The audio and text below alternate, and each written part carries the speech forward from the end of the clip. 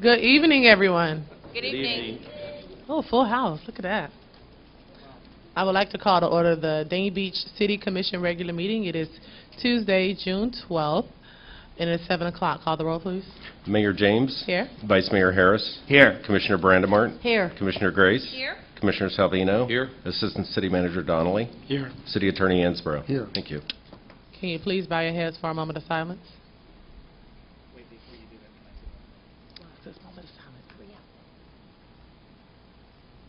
Thank you. Vice Mayor? I just wanted to mention today, at several other meetings I was in, that today is the 2-year anniversary of the Pulse nightclub shooting in Orlando, that I think an additional moment of silence is warranted for that, if you all don't mind. Can you please bow your head for another moment of silence?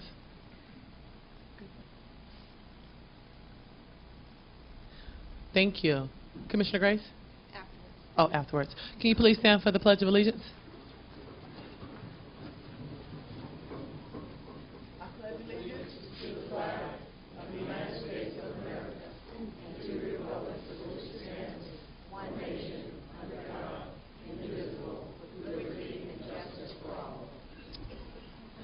Thank you.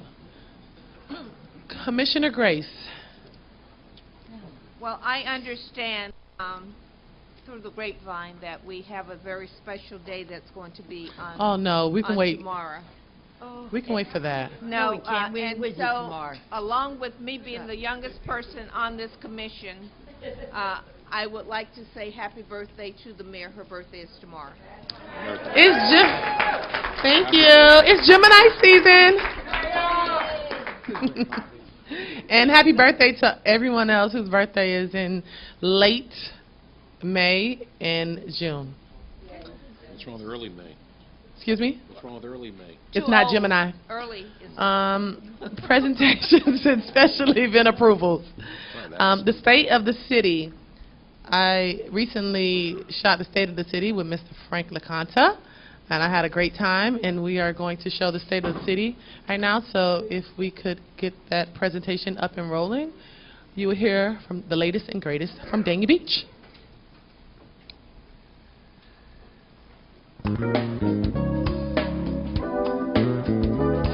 Hello, Danby Beach. I'm Frank LaConto, here in the Commission Chambers for the State of the City report with Mayor Tamara James. And welcome to you, Mayor. Welcome, Frank, and thank you for stopping by. And I would also like to thank our Vice Mayor, Bill Harris, our Commissioner, Chicky Brandemarty, our Commissioner, Marco Salvino, and our Commissioner, Bobby H. Grace.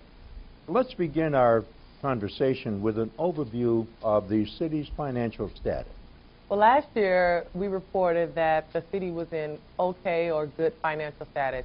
And now I am elated to tell you that we are more than good. We're booming with new development. We have a totally different look. So we're very excited for all of the revenues and the things to come to our city. Let's talk now about the city's budget. Absolutely. The city is in great shape. This is our 4th consecutive year in increasing our values, and we are planning a lot of great things. Now, we hear that Danby Beach is leading Broward County in its taxable value. Not only are we the first city in Broward County, we're #1 in leading in taxable value, which is 20.6%, which kind of translates to $3.6 million. By the way, did the Commission reach its goal of the fund balance reserve? Yes, Frank, we are at 25%, and we were also able to fund our hurricane reserve. Now, the Commission, I understand, is looking ahead by funding studies for the future of Danby Beach. What's being done? We are conducting a salary study that will ensure that our employees are being compensated at a correct rate. And also, we have contracted with someone to do a parks master plan and also a transportation mobility study. By the way, there's a new brand and a new logo for Danby Beach. Let's talk about that, Mayor. Yes, I'm so excited about our new logo. Redline Media Marketing Group did coming up with our new logo, our new seal, and our new brand. Our slogan is "See it, live it, love it." And in the logo, in the D shape, you will find a B. And the pink in the logo represents the development. The yellow in the logo represents the sun. And the blue in the logo represents the beach, because we are a coastal community. Well, Mayor, because Florida's in the climate of these type of storms, we had Hurricane Irma come by here. How bad was it for the city? And actually, this was the first major hurricane since 2005. Frank, this was a very concerning storm that came, but not only because of the size of the storm, but because of the path of the storm. It was going directly up Florida from the bottom to the top. And we did a lot of things to help prepare our residents. We created some sandbags that our public works did a great job in assisting, and we were here to the last time that we can be here to answer any questions in our ELC building. Well, I know there were no fatalities, thank goodness. Damaged debris was 70% of the new beach dunes. We lost 70% of our dunes, but our Public Works Department has worked really, really hard post-Hurricane Irma to be able to provide our beachgoers with the sand dunes and everything that they had before the storm hit. It took us about a week to get back up and running, but as soon as we could, we had workers on the ground the next day, the day that the hurricane left, and was working tirelessly to ensure that our residents, received all the services that they needed. I know you have a hurricane preparedness event each year. This year you had Brian Norcross here. It was an amazing event, and we look forward to having it every year. And I just hope that the residents continue to take heed to these type of events so that they can be properly prepared for when these natural disasters come. Now, Mayor, I understand that the Parks and Recreation is always going through new things. Tell us about that. I am very happy to report that our Parks and Recreation constantly being upgraded. We were able to start a gracefully aging senior program that takes place at C.W. Thomas Park twice a week on Tuesdays and Thursdays at 10 o'clock. So if you're listening, feel free to come out. We have new summer camp programs at P.J. Milley, which is sponsored by Memorial Healthcare, and they sponsor 50 kids for our program there. We also have our own summer camp program at Frost Park. We rededicated Chesterburg Park with some major improvements like the shade shelter. We also funded lifeguards out on the beach north of the pier. And I am finally able to be really excited about our sports program, and the commission funded an athletic director position, and our city is taking over all of our sports programs. We are now the Dania Beach Dolphins. Now, the airport challenges continue, Mayor. Talk about that. The airport is a great economic engine here in Broward County, but it still poses some threats and some issues here to Dania Beach. And so the commission and our city staff are still addressing some issues concerning the airport expansion, and also trying to address the concerns about Uber and them being in our neighborhoods. Now, the city has completed quite a few capital improvement projects, Mayor. Talk about that. One of our capital improvement projects has been our annual resurfacing project for our roads, and we have completed 4 miles of road travel lanes. And the lime softening of the water plant, we have completed some upgrades to that as well, including the filters, and we changed from a gas chlorine treatment plant to a liquid chlorine plant. Our stormwater projects are ongoing on Southwest 26th Terrace. We made some major improvements to Taylor Lane, which is the home of the city's marine shipyards. We put in stormwater and swells, and we rebuilt the road, and we partnered with Director of Marine Services to take the area's stormwater. Mayor, let's stay on the stormwater subject for another moment. The Southeast Stormwater Project, Phase 2, what can you tell us about that? Yes, this project came in way over budget, so we had to redesign the project and reject the last bid, and now it's out to bid so we could meet our $6 million budget. Mayor, there's other street improvement projects going on within the city. We are happy that the state reopened Ravenswood Bridge, and Broward County came behind them and did a lot of beautifications down Ravenswood Road. So we're very happy for the progress that was made there. Okay, let's change direction a little bit, Mayor, and talk about a project that I like very much, the Oasis Neighborhood Improvements. This is for crime prevention, improving neighborhoods. You know, I always love the Oasis project because they give you a sense of pride within your own home, and you know that you have some buy-in from the city to help you with these things like pavers, new sidewalks, and we also have decorative street signs and the ADA sidewalk access. On Oasis 13, as they call it, some changes there also. Absolutely. We have new sidewalks in that area and parking pavers, solar lights, and we also have decorative street signs in that area. Now, Mayor, there's also a neighborhood beautification project, and the motto is to plant, to paint, and to mulch. So I was very happy to be a part of this beautification program in which we partnered with Rebuilding America, which is a nonprofit group from Fort Lauderdale. We went inside of the American Legion post 304 and 209, and we not only painted, but we did a lot of landscaping there with help of our sponsors, which is Home Depot, Chick-fil-A, and hundreds of volunteers that flooded this area in Dania Beach to provide their services to not only these two Legion posts, but different houses around the community to give them a facelift. Well, Mayor, let's talk a little bit about community development now. Construction cranes and dump trucks are all over this city. Wonderful to see. And some major projects were actually completed this past year. Absolutely. We are transforming this city into a destination place, and we are in a developmental boom, as I like to call it. And we can start with the Morrison Hotel, which consists of 143 rooms on Federal Highway, and it's next door to City Hall. And we can also talk about the Walmart Neighborhood Market, which is a redevelopment of 40,000 square feet of retail space. And on the western part of the city, there is a new Wendy's. And lastly, we have a new Family Dollar store on Griffin Road. Now, Mayor, let's talk about the huge project going up here in the city called Dania Point. Oh, wow, Frank, this is the talk of the city, the talk of Broward County. This is a huge project that sits on 102 acres and roughly around $1 billion. And Phase 1 is slated to open this year, and Phase 2 is now in the permitting process. They will have a 300-room hotel, 1,000 rooms in luxury residential units, 500,000 square foot of Class A office space, 1 million square foot of retail and restaurants, and public event space. Well, Dania Point is the biggie. Certainly is on the map, Mayor. Are there other developments going on in the city right now?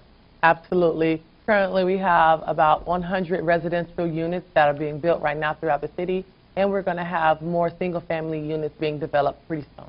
Now, the city has established, Mayor, a special permit office, which I think is great. The commission and the city staff came up with the SPO building, which is the Special Permitting Office, and that directly services large-scale projects such as Dania Point.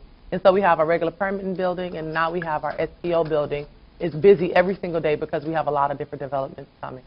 Public safety is a vital component of every community. Let's talk about the BSO right now, the Broward Sheriff's Office. Our budget has allowed us to fund a lot of different positions within BSO with our fire and our police program.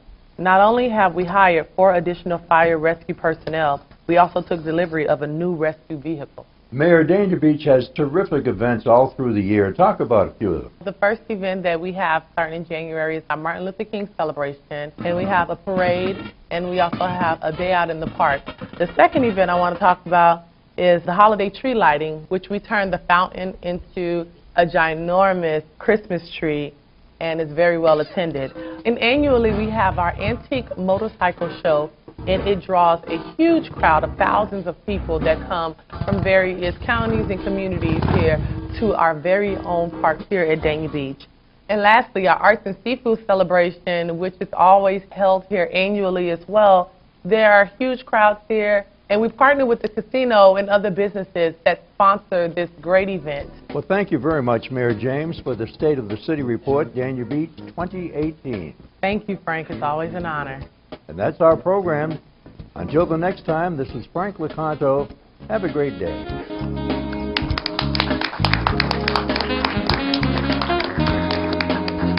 Thank you. And I would like to thank Frank again for his hard work. It was very fun shooting with him. I always have a good time. We have one more video presentation. Please don't fall asleep out there. I know it's late at night. It's very short. This is the NAREIT. This is a video that I shot with Kim Cole in conjunction with speaking about Dania Point. So it is very informative. There was some of these articles that was passed out in the audience, and that's what you have here, Commission, with you, and then we're going to play a short video.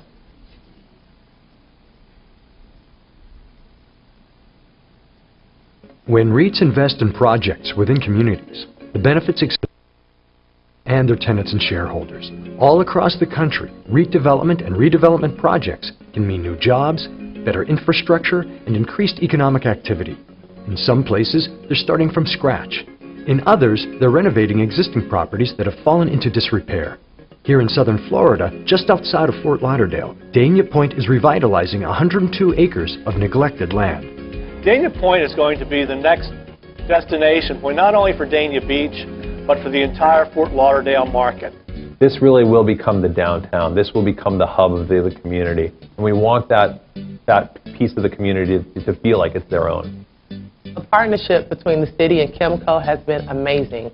What it will mean to Dania Beach is more development, upgraded infrastructure, a destination place for Dania Beach residents. Originally, we just had it as a pure retail development, but the demand forces were so strong for non-retail, we really started to explore a mixed-use development. Tourism is a big driving industry in this area, and the hotel demand was significant, as well as multifamily demand. So we took a step back and said, you know, let's look at the highest and best use of this real estate and develop a plan to maximize the value.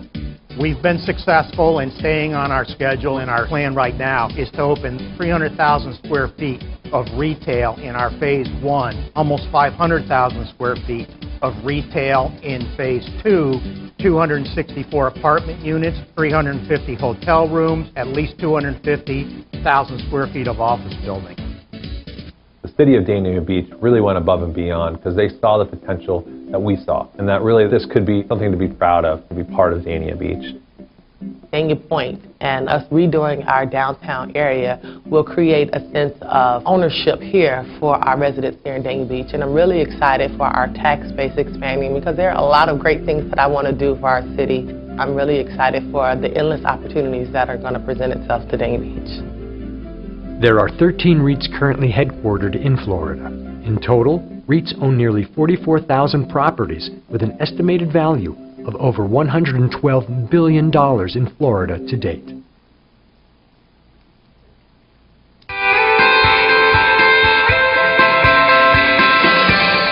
Thank you.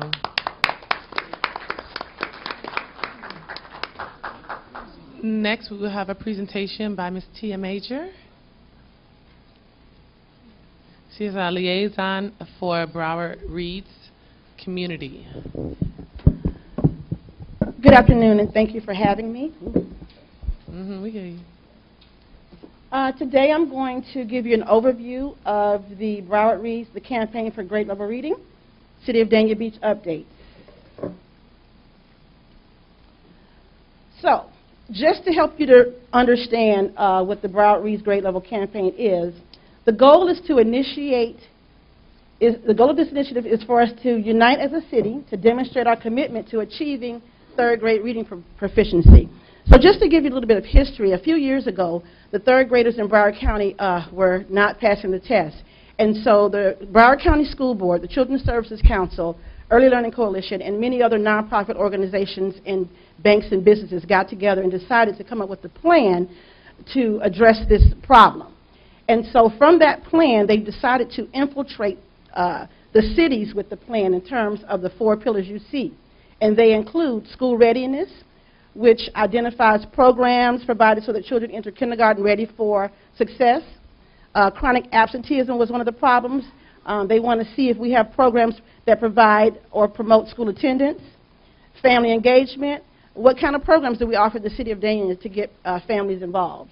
Also preventing the summer slide, and that is to make sure that there are enriching opportunities for our children to have during the summertime with an academic focus. And so Literacy Connections citywide plan includes a needs assessment, which we're in the process of doing now, where we are meeting with all of the stakeholders who have an interest in children and families in the City of Dania, like the schools, the parks and recs, the early learning centers, banks, churches. And so we are doing a needs assessment, going around asking them to tell us what their concerns are, what their strengths are, and what their needs are as it relates to the 4 pillars.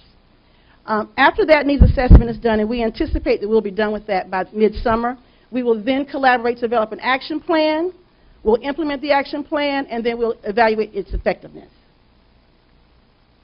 And so the impact that Literacy Connection has made as the community liaison for the city of Dania includes, we've met with Alex Middle School principal, and he's agreed to partner with us in terms of having events. Our first event will be at the summer camp where they serve 200 to 300 students over this summer. We are going to implement the Operation Read Literacy Initiative at C.W. Thomas Park, and I'm going to talk more about that a little later. We've met with the leaders of Global Learning Academy, which is a new early learning center in the city of Dania, and we've engaged in their Family Fun Day where we brought books to distribute and we did literacy activities with the families. We've also gone to the Dania Church of God. We've also engaged in storytelling, and we've distributed books there as well. We met with St. Ruth Missionary Baptist Church. The chief staff has opened the doors of the church for us to do activities, and they also donated books to our organization.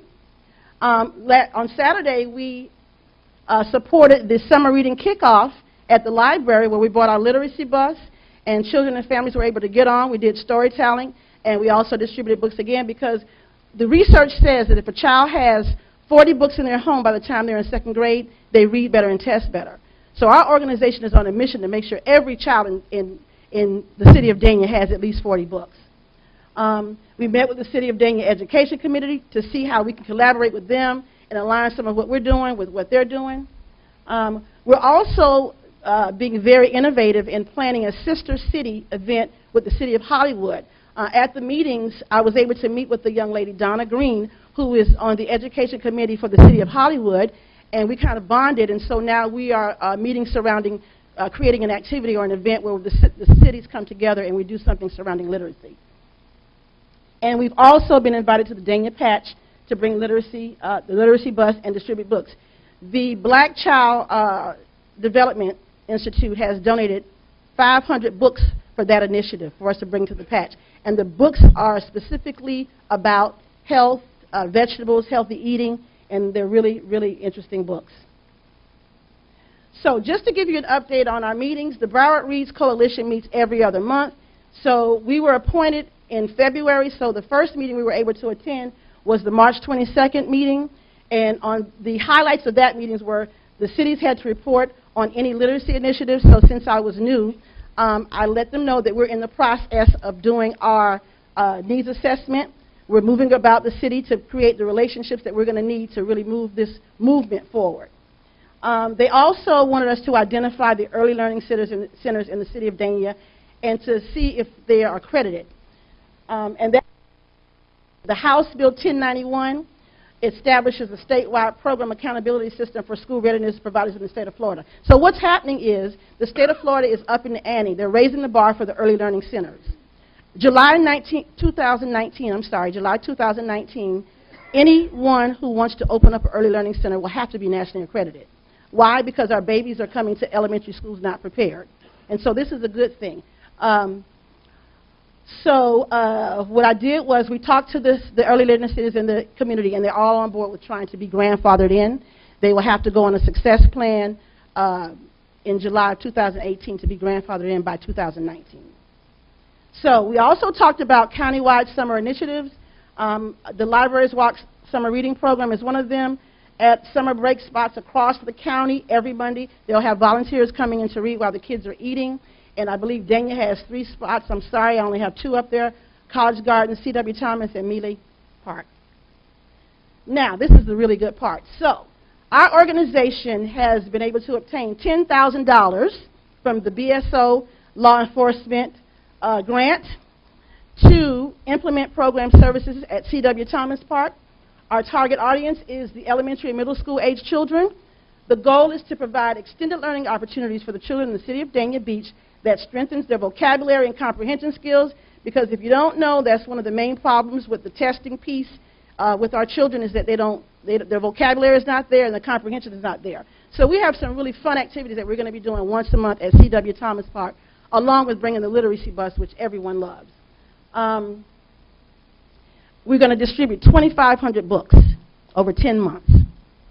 And this also supports the grade level reading campaign. The second piece, which is really near and dear to my heart, is a brand new initiative that my organization has designed. It has national potential, and it's going to start right here in the city of Dania, the pilot program. BB&T is going to give us $2,500 to create reading spaces in the city of Dania and in their bank. So how it works, the Build Your Literacy Bank initiative is going to provide a space in the bank where children can, while they're waiting for their parents to do banking business, they're going to have a spot in the bank where they can read financial literacy children's books. And then we've asked them to allow us to take a portion of that funding to find a needy place in the community to build another reading space. So I'm talking to HUD right now to see if we can't partner BB&T with the HUD facilities in our community to be able to bring the reading spaces in the HUD sites. And this is just a pictorial journal of what we've done so far. As you can see, we've met with some people, the Education Committee, the CRA Director.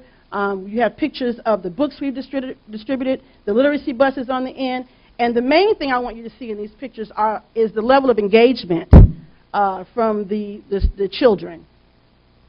Again, thank you for the opportunity to serve this community in this capacity.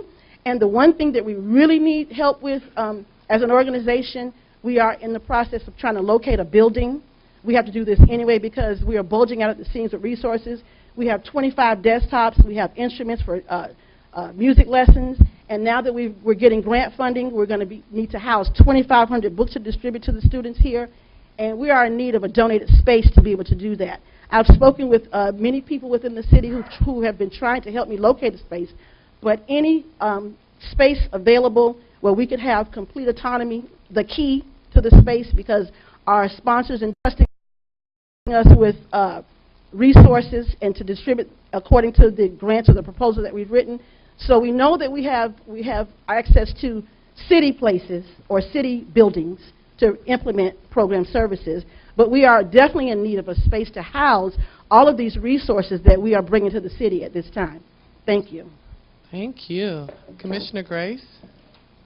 I thank you so much for that presentation, and as I reflect back, I want to really thank our Assistant City Manager Colin Donnelly for really having us be a part of the Collins Elementary experience with the reading program, who really reached out to BSO and the Lions Club that we were able to substantiate the funds for $10,000 for Collins Elementary and Dania Elementary for the reading lab. And of course, everybody on this commission goes to those schools and we read to them, but I've tried to encourage them to be in character. If they're reading Cat in the Hat, I want them to dress the part, you know. It makes it more fun. And one part that I like about it, because not only do we read to the children, but we give the children an opportunity to read to us. And I want to report that Dania Elementary and Collins Elementary are reading above average. Yes. And I really appreciate what the City of Dania Beach has done. Thank you. Yes, and we know that the schools in the City of Dania Beach, especially the elementary schools, are performing pretty well. What we want to focus on is the extended learning opportunities when they're not in school, and raising the bar. Even though they're here, we want to take them to the moon and beyond. Absolutely. And so this is why many of the initiatives that we're trying to bring to the city, we're trying to attract the funding, the resources, so we can take the students much further than where they are now. And they are at a good place. Yes, they are. I like the way that you're reaching out to Addicts Middle School, and if you reach out to the Addicts Alumni Association, because we partner with Addicts Middle School, that you will be able to pull in a lot of the educators that started out with some of us a long time ago. Yes, thank you. Thank you so much for taking this initiative and running with it, because I know it's a lot of work and it's a tireless job, so I really appreciate you. Thank you. A presentation by the Danby Beach Creative Arts Council Advisory Board. Mayor, Commissioner. Good evening. Good evening. City Manager, City Attorney. Can you speak? Can you pull the mic down so we can hear you, please? I will. Okay. You have to indulge me. I'm not very techy, so I will do the best I can with this thing. The Creative Can I Arts have your Council. name? Oh, I'm sorry. Linda Wilson. I am a member of the Creative Arts Advisory Board and a president of the Friends of the Danby Beach Library, which is the reason I sit on the council as well. Thank you. Okay. The Creative Arts Council Board, as you can see up there, we are fostering all types of visual, cultural, and performance arts. And the Cultural Arts Council was originated in fiscal year 2013-2014. And since then, we have been providing exhibits within the Atrium Art Gallery, which probably, I would say, 85% of the people in the city don't know exist. It's right here in City Hall, right out there in the gallery, and that gallery was initiated by this commission on January 20th of 2015. It is managed and coordinated by Kit Arnold, who is a resident artist in the Cambridge Square, and also the chair of our committee. Anyway, the Creative Arts Council has been involved in the city's art program for many, many years, and it kind of was initiated by this report, which was the City of Dania Beach, Broward First City. And if you haven't ever seen this, it's a report that you should resurrect. It was written October 30th of 2006, and it laid out the importance of art and culture for the City of Dania Beach and all of the potential opportunities that it gives you when you have art and culture programs, museums, galleries. And since you've gone through several iterations of your famous city being tomato capital of the world, then antique capital of the South, and perhaps now it's time for you to start looking at recreating yourself as an art and culture center in this area of Dania Beach. So we're looking forward to being a part of that with you. I'd like to just, if you would indulge me, to read the resolution that created the CACAB, which is, whereas the City Commission determined that it is advisable to create a Creative Arts Council Advisory Board to assist the city in identifying and creating policies and action plans that pertain to the enhancement of a vibrant, engaged arts community as an economic development strategy, with the understanding that arts provide jobs, attract visitors, create products, influence consumer spending, and build community vitality. And that is all happening here with your redevelopment. You need to have something that is a destination for people who come here and have a place to go. You have the Wiener Museum of Decorative Arts and the Gallery of Amazing Things here in the city that is really a treasure. And that's something that we are looking forward to working with them in conjunction with the Atrium Art Gallery as well, and perhaps be able to bring in some sculpture and some, not permanent exhibits, but cabinetry that will exhibit some of their collection and make people aware of their existence as well. We recently, in addition to the Atrium Art shows, we've had two recently, one from Luis Gomez and one that's out there right now from Joel Cafiero. And in conjunction with the Dania After Dark, we opened the Atrium, and we had Joel there with quite a following of people. And we had two other additional auxiliary artists who came in, Coral Nucci, who does funky mosaics, and Charlene Alvarez, who does recycled art with Go Green Kids. So there was an opportunity there for different types of art to be shown in addition to what was out there in the art walk. So these types of things will continue, and we will continue to support the Dania After Dark and be here in the Atrium Gallery to have a smattering of other types of art, more in the fine art than in, you know, the craft arts. So that's what we're looking forward to. What we have recently also started with the remaining signal boxes, there are 2 more to come. As you know, we completed 18 of them. That was done in 2015 and 2014. And we are working on designs for 2 more. One that will be across from Attucks Middle School, and that will be more in the history vein, and one that will be on US 1 at Northwest 1st Street that will probably have a marine type of theme. But those will come back to you all for your review and suggestions. It'll be discussed at our next Creative Arts Council meeting.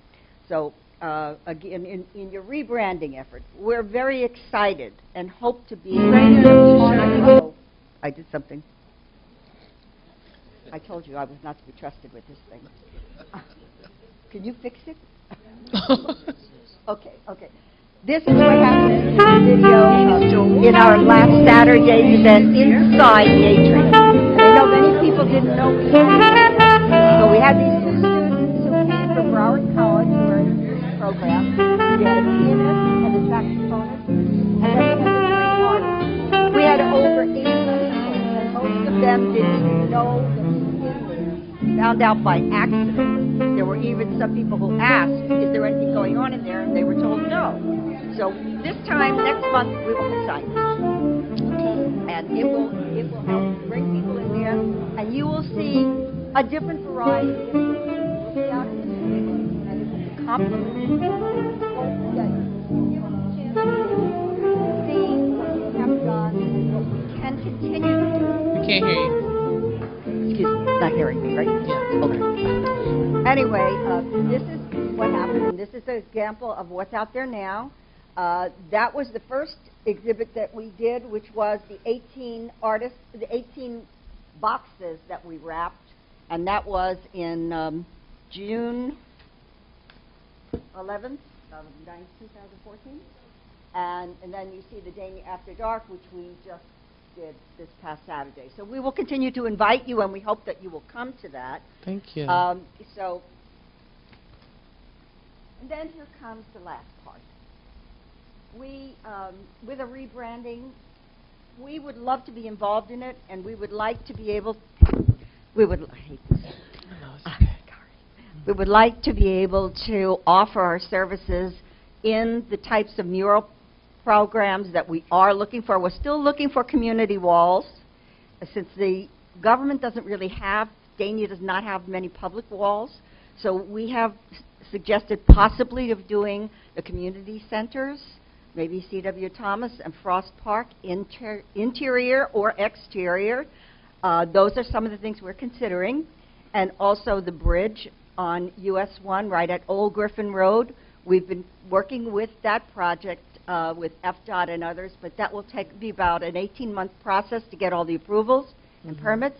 But we're hoping to be able to use either the colors or the whole theme of the Dania Beach new rebranding to be a welcoming on both sides as you come from the airport to see that continuation of the rebranding as well.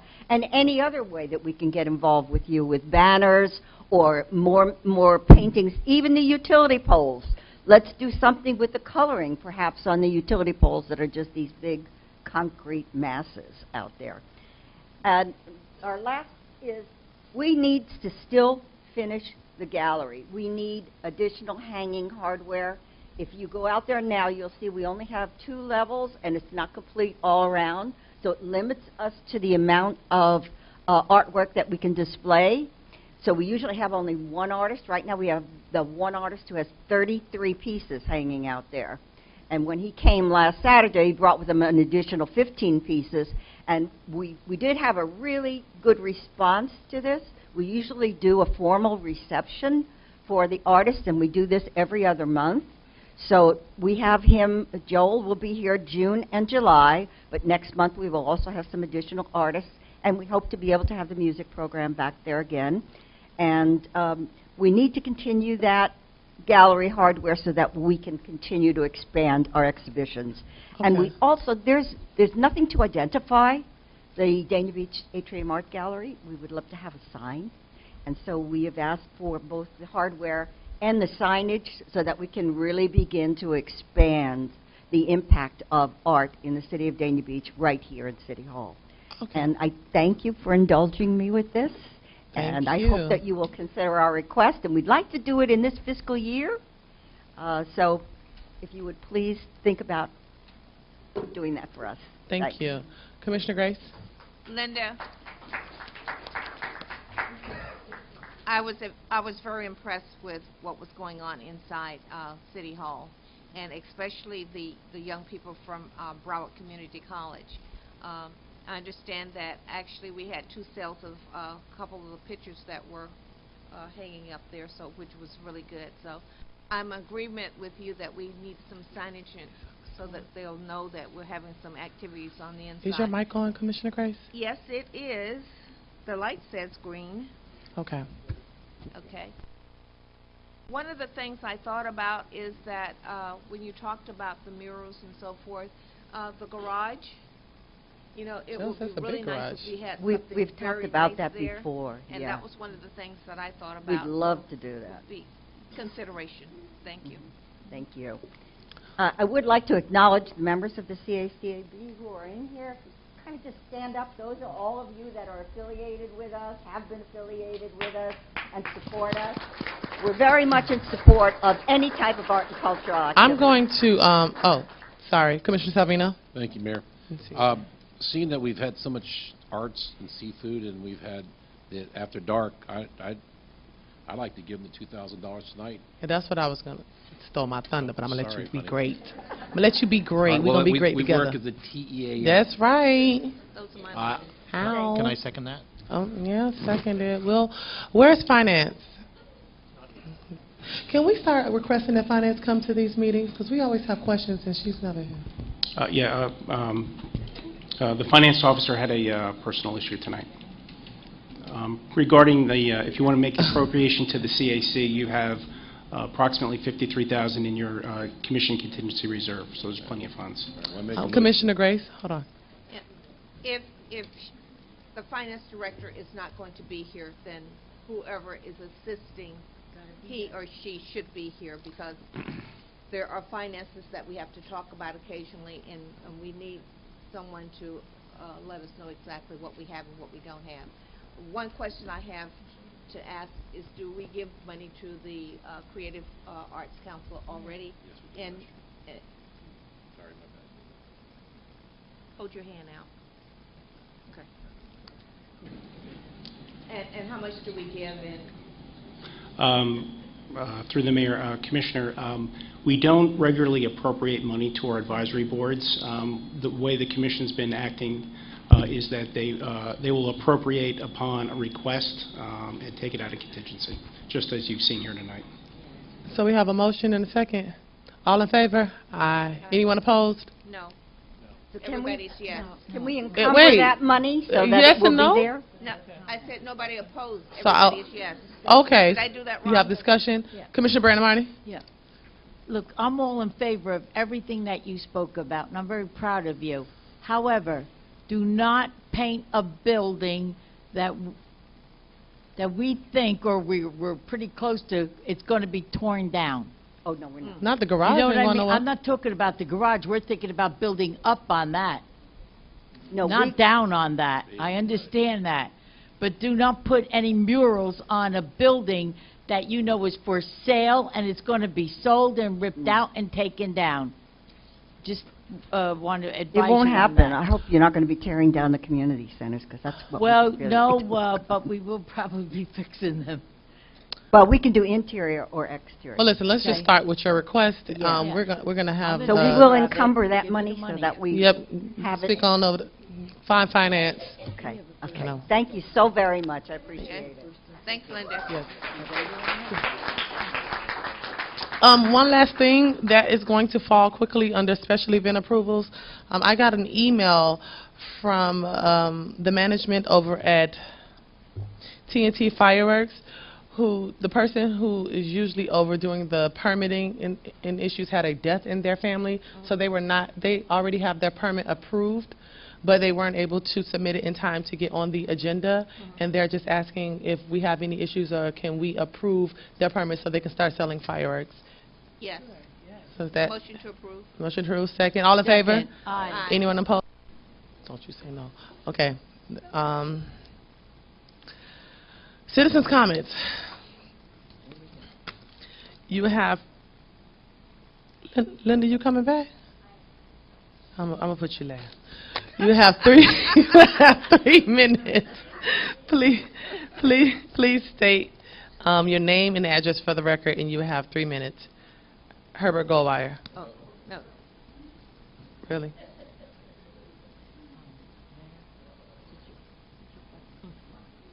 Hello, how's everybody doing tonight? Very good. I'm so happy to be here tonight. My name is Herbert Goldwire, nurse practitioner. I live at 180 East Dania Beach Boulevard, Dania, Florida. And I just wanted to talk about gentrification. Earlier, I know I had made a statement about gentrification that some of you might have, taken offense to, but in no way was the comment that I made in the CRA meeting meant to offend anyone. And so if I offended anyone, I deeply apologize for that. Thank you. But I do want to say this, that I am against gentrification itself, yes, but I am not, for the record, against development. Again, I'm anti-gentrification, but I am for common sense development that will not displace residents and change the culture of their community. And for those of you that are natives of the city like I am, where I grew up in this city as a child, and I went to Collins Elementary School and lived here practically all of my life, I know Dania City pretty well. And I understand both sides of the aisle. I'm all for development and everything like that, but I just want us to keep in mind as we are letting the developers come in, I want us to keep in mind how many of those jobs are going to go to the residents within the city, number one. I also want us to keep in mind the prices. Now, I know you all have been doing a good job at keeping prices low, and I commend you for that, the commission for that. But at the same time, there haven't been a boom of development, and so we don't have nothing to really gauge that by. So what I want you to keep in mind is that, as Dania Point, for example, is coming into town and is being fastly developed over there, how will this impact the lives of the residents that live in the community going forward? I mean, I think development is great. I can probably afford it. I'm a professional. I'm a nurse practitioner. I can afford an increase of $500 or $1,000 rent. I can afford it because I'm a professional. But what about grandma and grandpa at home that's living on a fixed income? I want to speak for them. I want to speak for the less fortunate who may not be as fortunate as I am. So what are we going to do to remedy that? And this is all I want to say, because as I'm out in the community talking with the residents, these are some of the anxieties that they have. These are some of the concerns that they have, and I just want to voice that to you all. This is what's being said to me. So I just want us to keep that in mind, and of course, I'm for, again, for the record, I'm for common sense development that's going to allow us to keep the culture of our city in Dania. Thank you. Sean DeRosa. Please state your name and address for the record. You have 3 minutes. Hi, Sean DeRosa, 408 Southeast 5th Street, Dania, Florida. Hey, Sean. Thank you. Thank you, Mayor. Thank you, Vice Mayor, Commissioners, City Manager. I was here a couple months ago and I had shared my serious concerns about the Airbnb problem. I didn't know if we were going to have a public workshop and you're going to take some suggestions from residents. I would greatly appreciate that.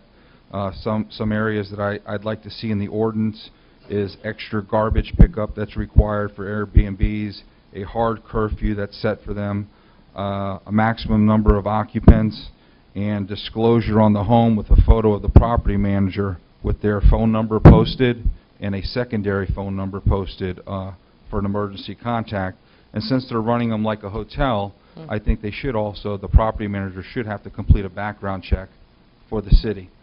I mean, if you're running the front desk at a local hotel here and you're getting hired by a local hotel, more than likely you've completed some type of employment background check. That's just as an FYI.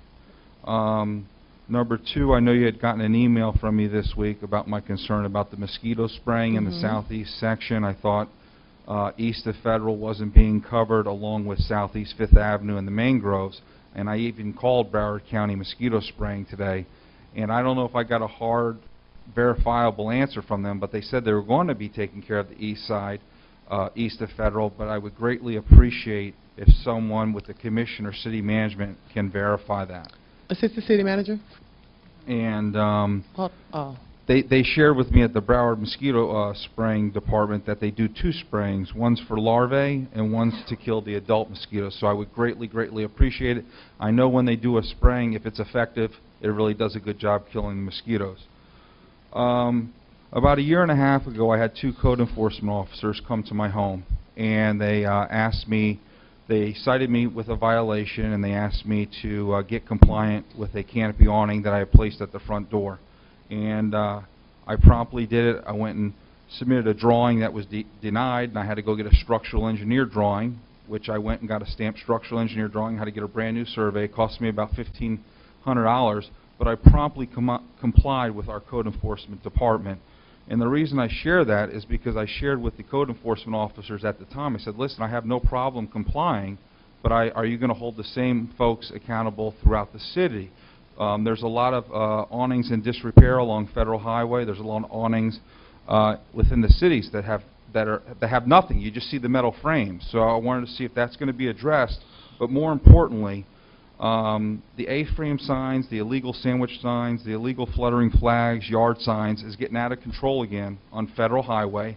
I mean, if you're coming down from Griffin and you go by the spa and the cappuccino place, they have four illegal A-frame sandwich signs out every day. And I'm just wondering where our code enforcement department is in regards to bringing these repeat violators into compliance. And it's...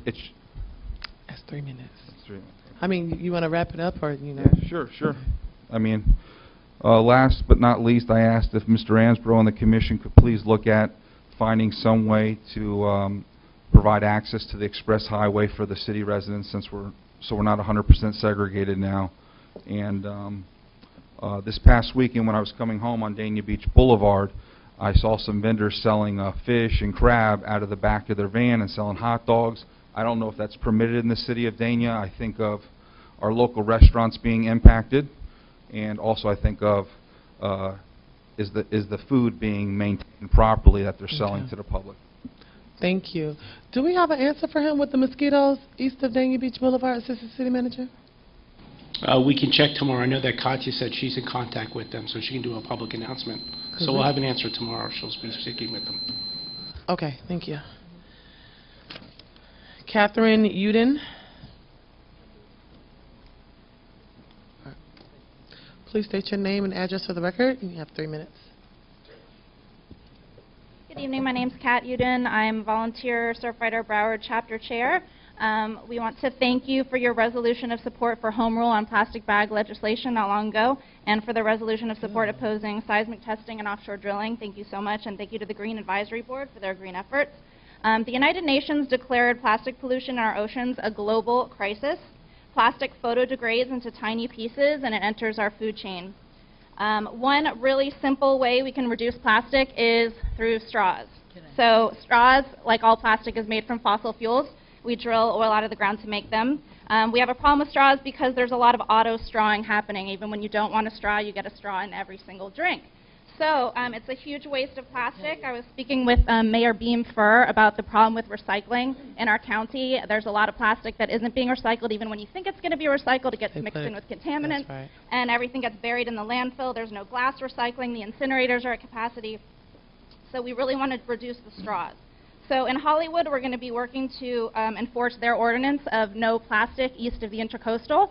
Mayor Josh Levy is working with us on that. So we're going to be banning the straw in Hollywood. Fort Myers has done it. Miami Beach has done it. Huge success. So entire nations are banning plastic. The UK, India, the Bahamas, all, I think, by 2020. So entire nations are doing it. We collect a lot of straws at our cleanups. Every single beach cleanup we do, we have handfuls and handfuls of plastic straws that we clean off the beach. These often end up inside of marine animals. So quarterdeck is a huge offender of that. We find a lot of quarterdeck straws. Sorry, quarterdeck. So Tallahassee loves to take away home rule, as you know. So Tallahassee took away home rule on plastic bags. They took away home rule on foam. And they actually tried to take away home rule on plastic straws this past January. Luckily, it didn't work. They tried to sneak in an amendment, and it did not pass. But I guarantee you they will try it again next legislative season. So the time to do a straw ordinance is now. Margaritaville, 5 o'clock somewhere, changed to paper straws. They're actually really high quality. My son approves of them. He hates paper straws, but they were actually really good quality. We have one right here for you. It can be done. Sample ordinances. So we can provide you with different sample ordinances, anything ranging from completely banning plastic straws or doing paper straws upon request only.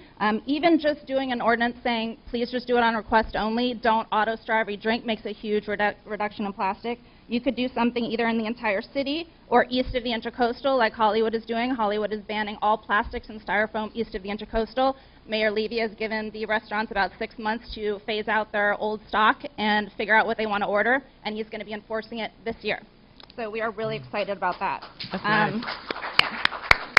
So the only reason we got that is because it was grandfathered in before. This is an old ordinance from, I think, the 90s. So we're very excited about that. Eliminating the auto strawing is actually a win-win for everybody because it saves the restaurant money and it's good for the environment. So we really want you to consider a plastic straw ordinance now before Tallahassee takes away your right to do it. And if you want to learn more, go to surfrider.org. Hold on 1 second. Commissioner Grace and then Commissioner Brent Martin. I'm going to yield my time to Commissioner Brandon Martin because we did this in CRA earlier. I wish you were here a little earlier. I made a presentation of my That's what it was? paper straw. Way ahead of you. I went for lunch today in Hollywood, and this is the thing that I got inside of my iced tea. Yes. And I was so proud to see this. And on the paper that you peel off, it says, save our environment. Hollywood cares. Yes. And I agree with you on this. And it's enforced in these restaurants. But something annoyed me. They didn't enforce the no smoking sign out there.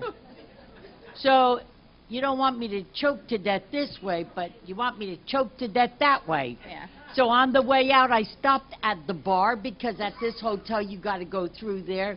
And I said to the guy, I'm very proud that you got the paper straws. This is wonderful.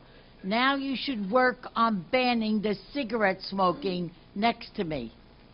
And he says, the sign is up, lady. I said, now you should enforce Well, the what they told sign. us was that we hate cigarette butts on the beach too, but they told us that we can ask people, like, please don't smoke, but like I said, Tallahassee took away home rule on that too. Our Surfrider was down in Tallahassee. I was personally in Tallahassee asking for them to give us back home rule on banning smoking in public parks and playgrounds, and that didn't end up passing. We will try again next legislative season. So what I'm going to do is I'm going to work with Tom. Tom, can we work on an ordinance and bring it to the commission so we can have discussion about it?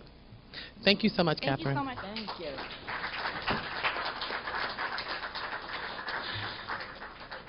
David Simonetta, do you? Okay. So you know we're going to work on this ordinance that you're about to speak about. Yeah. Okay. Kind of stole Please, my thunder. please state your name and address for the record.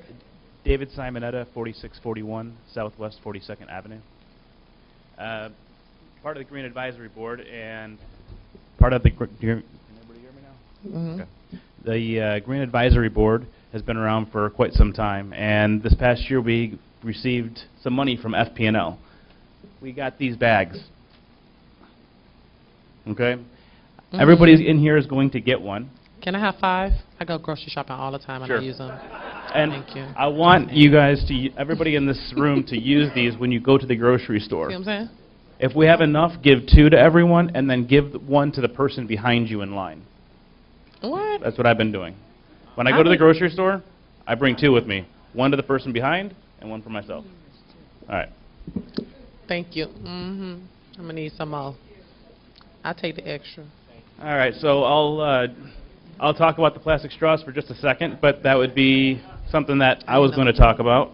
I would like to see that citywide, by the way, if we can do the straws instead of just east of US 1 as what Hollywood has done. Okay. The second thing I wanted to discuss was trash receptacles on the beach. Mm-hmm.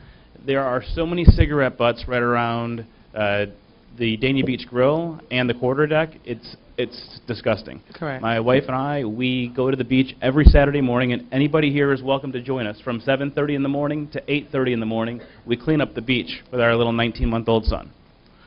And you wouldn't believe how many cigarette butts are everywhere. So I'm asking everybody here to put some sort of cigarette butt receptacle and recycling bins more accessible. You go to outside of Dania Beach Grill, there are cigarette butts all over the place. And that's it. Thank you. Thank you. Oh, I didn't get one. I didn't get two. She did. Miss Linda Wilson. Lord Jesus. Please state your name and address for the record. I'll take 3, thank you. Okay, Linda Wilson and Chris Swait, who is the assistant branch manager at the library, and Carol, who is our vice president of Friends of the Library. I wanted to bring this to you. We had this made special as a poster for you guys. Do you recognize it? Yes, ma'am. Okay. This is the Broward County new Library card. And I bet most of you don't have it, and if you don't have a library card, go out and get one. Okay. This is your Dania Beach Pier, and it shows the quarterdeck and your pier, and this is at sunrise. We had a contest throughout Broward County, and this photo was submitted, and it was the winning photo. So this will be our Broward County library card until we run out of however many we have. So run out and get one. Oh, okay. The picture. I don't know.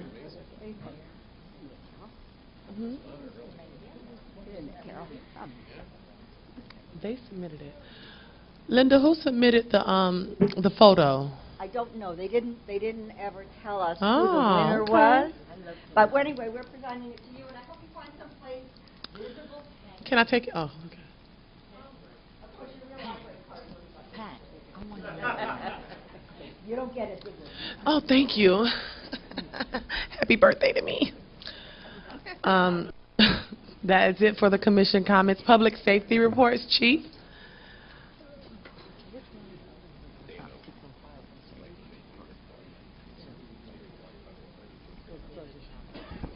Good evening, Mayor, Vice Mayor, Commissioners. Good evening. Recently, we received a few complaints about suspicious activity along Southwest First Ave. Passed it along to the midnight shift supervisors, and within 5 hours of me delivering that message, one of the sergeants observed a suspicious person walk into a fenced-in yard, enter a structure, come out with a pressure washer, and then proceed to walk down the street and around midnight. So he actually watched the burglary take place, pulled up to him and said, "Hey, what are you doing, guy?" He said, "Oh, I just finished working." I said, So we arrested him, got the property back to the owner. Previously, I reported on the theft of power tools from a business off of Anglers Avenue. A suspect was identified by our Criminal Investigations Division, and we charged the suspect with grand theft, dealing in stolen property, and fraud. And we also had all the items returned to the victim, which that's always good, especially when there's a delay in the crime and us identifying the suspect. We have a restaurant out west on Griffin Road that's been burglarized 4 times in the past 3 months. What restaurant is it? So I know how to call. It was the Royal India restaurant. We made an arrest of an ex-employee. What restaurant was it? Royal India. Oh, okay. We arrested somebody on the first burglary. All 4 incidents were kind of the same. Cash and rolls of coins were taken. Our Criminal Investigations Division, along with Deputy Reyes, who works day shift, came up with the suspect, did the interviews, and were able to obtain a warrant and arrest the suspect in that. On the morning of the 4th incident, Deputy Reyes and Deputy DeFran were conducting proactive enforcement throughout the city. They conducted a traffic stop on a vehicle. Deputy Reyes recognized the driver as the suspect from the first burglary, and in plain view there were all the coins and rolls from the restaurant. Oh, Jesus. So we were able to make an arrest real quick on that one. It's summertime. BSO is participating in the summer break spot all the way throughout the summer. Each week, BSO has a day where we have an asset. For instance, one week we'll have the mobile command post out. The next week we have the motor unit out. The next week we have one of our canines, and we do a cell phone safety presentation. Fire rescue comes out one week. The bomb squad the following week. Our marine unit brings a boat or an airboat out. We have the SWAT unit coming out one of the weeks, and our canine bloodhound coming out. And then our commercial vehicle enforcement unit will be there, as well as providing a main jail tour for their children. That completes my report. Does anybody have any issues, concerns? I do. I got a phone call from a resident, and I am unclear on what to advise the resident. They're speaking about tents and people living right east. I know we spoke about this before, east of the Motel 6. Are you all aware of this? Yes. Okay, and what are we doing in regards to it? It was a while ago when I think Commissioner Brandon might have brought it up or something like that. Yeah. Oh, well, the resident asked me to go out there with him. Nah. Well, what we have to do I'm not is going out there. contact I believe that property's in a trust, and then there's another property that's actually Hollywood behind that. So there's pretty much, it's private property. So there's nothing we can do about it. Right. Okay. And the last thing, I saw one of your officers today on the basketball court playing with our kids over at CW Thomas Park, and I thought it was just an amazing sight to see. If I wasn't coming over there, I would have shook him down a little bit. But I just want to thank you, because that's one of the first sites. It's probably the second time in the 2 years I've been here that I've actually seen our officers do more than just arrest and in patrol, but actually engage in the community policing, which is something that I think is very important. We need to establish that relationship between our officers and our community, and especially get them while they're young, so there is a respect both ways, and so we don't become, the next Ferguson or wherever else, because there's a lot of division between the two. At 803, we also have a big bin that we purchased, and we had a bunch of sports balls donated. So Commissioner Salvino said he did want to go and play you all. Yeah, right. We have footballs, basketballs, soccer balls, so anybody can come in and just grab a ball. If they want to keep it, they can keep it. If they want to come return it for next time, they can do that. Okay. Commissioner Salvino? I just wanted to share something with you, Danny, and the public. I was sitting in Grandpa's Bakery the other day having breakfast and looked across the street, and they can't hear you. And two gentlemen were running by we better fix these things. Two gentlemen were running by in my friend's truck, grabbed the weed eater out of the back of it, and took off down the street. And I looked at the guy and said, "You want us to chase him?" He said, "No, not really. The joke's on him. It doesn't work. And I was looking for a place to dump it." So, just to let you know that they're rocking down the street, grabbing the stuff out of trucks, though. Thank you. Commissioner Brandon Marty? That's not a joke. Truth. That was the truth. I thought that was a joke. Danny, I know you answered the mayor when she asked you if anything could be done about Tent City. That's what I call it, right? It's got Dania Beach, Tent City. Since it's Hollywood, too, did you ever stop to think maybe a meeting with them to tell them that we have a joint situation going on here? There's about 30 people living back there. Absolutely. And they got beautiful Harleys, too. I wonder if they go to our motorcycle show. Thank you, Chief. Thanks. No.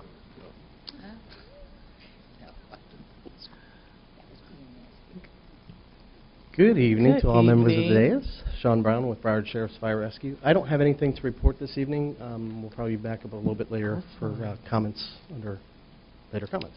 All right. Any questions for fire? Nope. Okay. Yeah, I do. Sure. How are you making out with the smoke detectors for people that don't have them? I will follow up on that Thank to you. confirm. That's it. Okay, thank you. Consent agenda, do we have any pulls? If you could pull 7.3 for me, please. 7.3. 7.3, 7.6, and 7.7. All right. And I also have to read the title of the ordinance. Motion to approve with the exception of 7.3, 7.6, and 7.7. Let me first read, if I may, 7.13. This is an ordinance of the City Commission of the City of Dania Beach, Florida, creating Article 12 to be entitled Public Nuisance and Section 17-133 to be entitled Public Nuisance Abatement as part of Chapter 17 entitled Offenses Miscellaneous of the City Code of Ordinances, providing for conflicts, further providing for an effective date, first reading, and I'll explain this at the second Commission meeting in June. That's the purpose for that. Okay, this is a public hearing. Anyone to speak for or against that? All right, now you can read your... All right, 7.3 is a resolution of the City Commission. Wait. We have to Hold on a second. approve the So, go consent ahead. agenda with the exception of the three. Of 7.3, 7.6, 7.7. Yes. Make a motion, Mayor. Motion, second. Okay. All in favor? Aye. Aye. Anyone opposed? Awesome. All right, 7.3, a resolution of the City of Dania Beach, Florida, amending the city travel policy applicable to elected officials to provide for travel reimbursement, providing for conflicts, further providing for an effective date. You had talked about this at the last meeting. Mhm. I've written in such a way that the spending over the overnight in Broward and Palm Beach and Miami-Dade would only apply to city elected officials. If you meant this to apply to all employees as well as you. Gotcha. Is that what you wanted to do or not? Just elected officials. Just elected officials, correct? Yes. Correct. All right, that's the way Exactly. that's the way it's Only. written. Okay, that's ready for adoption then. Okay. Just for commissioners. Make a motion. Make a motion. Second. Second. All in favor? Aye. Anyone opposed? All right. 7.6, a resolution of the City Commission of the City of Dania Beach, Florida, authorizing the proper city officials to execute a maintenance memorandum of agreement with the State of Florida Department of Transportation based upon expanded limits of interchange areas located at I-95 State Road Number 9 and Sterling Road State Road Number 848 at I-95 and Griffin Road State Road Number 818. City will perform maintenance of landscape improvements of areas located within the city, providing for conflicts, further providing for an effective date. Commissioner Grace? Mayor, Yes. Commission, just a clarification and update. Somebody can enlighten me. I received this through the Public Services Department. The FDOT typically will, if they have, well, Yeah, Brad Brad. can talk about it. Yeah, he's more up Okay. on it. Good evening, Mayor. Good Commissioners. evening. Commissioner Grace, this is just an item where the FDOT is going to make landscaping enhancements at these particular locations by 95 and Sterling, 95 and Griffin Road, and at that point, once those enhancements are made, then the city will take over them and the maintenance responsibilities going forward. My question is, do we have any input as to? Sure, our staff has worked with them. Thank you. Yes, Let's absolutely. go. Okay. Okay. Move the item. Second. All in favor? Aye. Anyone opposed? All right. Item 7, a resolution of the City Commission of the City of Dania Beach, Florida, authorizing the proper city officials to execute an amendment to the existing agreement with CAP government called Capt to obtain supplemental clerical services from Capt retroactive to October 1, 2017, valid through June 16, 2019, without competitive bidding and without advertisement for bids that will exceed an annual vendor total amount of $25,000. Further, ratifying expenses and authorizing such purchases made from the building fund from the approved annual budget appropriations, preventing for conflicts, further providing for an effective date. Commissioner Grace? Colin, can you elaborate, please? Yeah, the Community Development Department hired one additional administrative staff in the SPO, and that was to be through a contract, piggybacking on a Capt contract. That's our contractor in the SPO. It turns out that we have two contracts with them. We piggyback off of two contracts. The contract that had to do with the administrative assistant expired, so we have to approve this. We have to approve this contract retroactively just to follow our purchasing policies for this administrative help. So we're adding another person? It's a contractual person in the SPO, which we get from Capt. Just as we hire the building inspectors, this is an administrative staff person. I'm sorry, I took up your question. Can I continue questioning? But it- Okay. How many Capt people do we have in our building department? You know? Mark, can you go up sorry. and address this? Because it sounds like it's an additional person to me. Me too. Good evening, Mark LaFerrier, Community Development. To answer your question, Mayor, we have approximately 7 people now. This was an additional person? This is included in that 7. This is the only clerical person that we have. They're actually not in the SPO. They're in the permit office, the main building department. So you want to move them to the SPO? No. What we did is we moved city staff over to the SPO, Mhm. left a gap in the city staff in the Mhm. building division, so this clerical person was needed to fill that spot.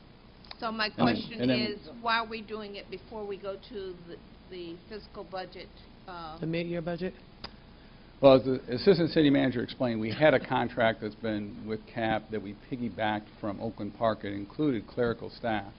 That clerical staff has been with the city for maybe a better part than a year. It's just that piggyback contract with Oakland Park had just expired. And we obviously need to keep that clerical staff on board to keep the permits running through and being administrated properly. So we're asking that we amend our contract with Capt so that we can include clerical services. The other contract with Fort Lauderdale that we currently have as a contract that we piggybacked on is only for plan review and inspection services. So okay, so we have about 7 people in CAP that are not city employees. Why can't we just create a position so that we have an employee here versus continuing to get all of these employees for CAP? It seems like pretty soon the whole department is going to be CAP. No, we got a lot more people that are in CAP. Well, I see a lot of people there. That aren't working for CAP. But I mean, if that's something that the workload certainly requires that we need the additional staff. There's no doubt about that. Do we not So that's have something we could anybody do in the in-house upcoming that budget. we can elevate to this position? We don't have an Going open outside? position that was approved by the commission from last year's budget. What happened to, who retired from your department? Was it in, Well, it was a building inspector, and that was, I think, 2 years ago. so what have we done with that position? That position expired that budget year.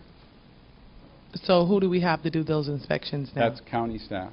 County staff. Can we, Right now, we have a hybrid of county staff doing plan review and inspections, and we have CAP staff doing inspections. okay, so we have no inspectors that are City of Danby Beach? There's no inspectors that are employees of the I don't know. city. I would like to explore the opportunity of having our own, some of our own inspectors, maybe not all of them, but some of our own inspectors and some of our own employees versus, you know, continuing to outsource to CAP and just continuing to spend money that way. I don't know. We're doing great. I don't know. We're doing great financially, and I know that we'll be able to support, especially the building department, with having good jobs for people that are for the City of Danby Beach. I mean, having a city job is supposed to be very rewarding and a good paying job with benefits, and I just would hate for, you know, our residents possibly to lose out on that because we're outsourcing the CAP. It's just my opinion. Commissioner Grace? I'm on board with that. That's why I asked you to pull it, because, you know, we have very loyal employees. I think that with the proper person working with them, they will be able to do the job. If you don't ask, you won't know. If you don't give them the chance, you know, somebody gave us chances. So in the CRA earlier, we talked about making sure that we have the jobs elevated to residents in the City of Danby Beach. We have loyal employees that have been here for a very long time, and I would hate for us not to give them an opportunity to do the job if they could. And then if we can't find anyone within our department, then that's the time that we go out. But you're talking about 7 people now, and then an additional one from Broward County who's doing the inspections, you know. More than that. Commissioner Savino? More than that. More than that, yeah, really, more. Okay. Mayor, thank you. I think the clerical position probably could be, you could probably find somebody for that relatively soon. I think if we could pass it for a little bit to let, you know, as a temporary job while we hire somebody, I'm all in agreement with putting the person on. I think you're going to have an issue, though, finding building inspectors to hire. The way that the construction trade is going right now, I don't think there's a building inspector out there looking for a job. I don't think you're going to find one, but I mean, I'm all for it. No, we can definitely check at least. I mean, it's not even an option right now. I think his department is in need of someone now. That can we hire it on a temporary basis, like month to month, or is that something that would be For wrong the to clerical train? position, or This for is the for clerical a clerical position. position? We should We find have somebody. someone from, what we did is, because the SPO got to be busy enough, we had to move our city employees over to the SPO, which left a gap in our building divisions, you know, the regular building division, so we brought in someone from CAP to fill those needs. I mean, if the commission wants us to budget another person, we could do that in the upcoming budget, but right now I don't have an open position in my approved budget. Let me ask you this. Oh, okay. The person from CAP, how much would we pay them? We pay CAP $36 an hour. And if we did it in-house with the clerical position through the city, what would the amount be? I'd have to double check on that. Is it 36 Yeah, or is it less? I think it's going to be in that range or less. So the clerical position is, yeah, okay, so you're paying CAP. How much are you paying the individual that's working? Oh, I don't know that.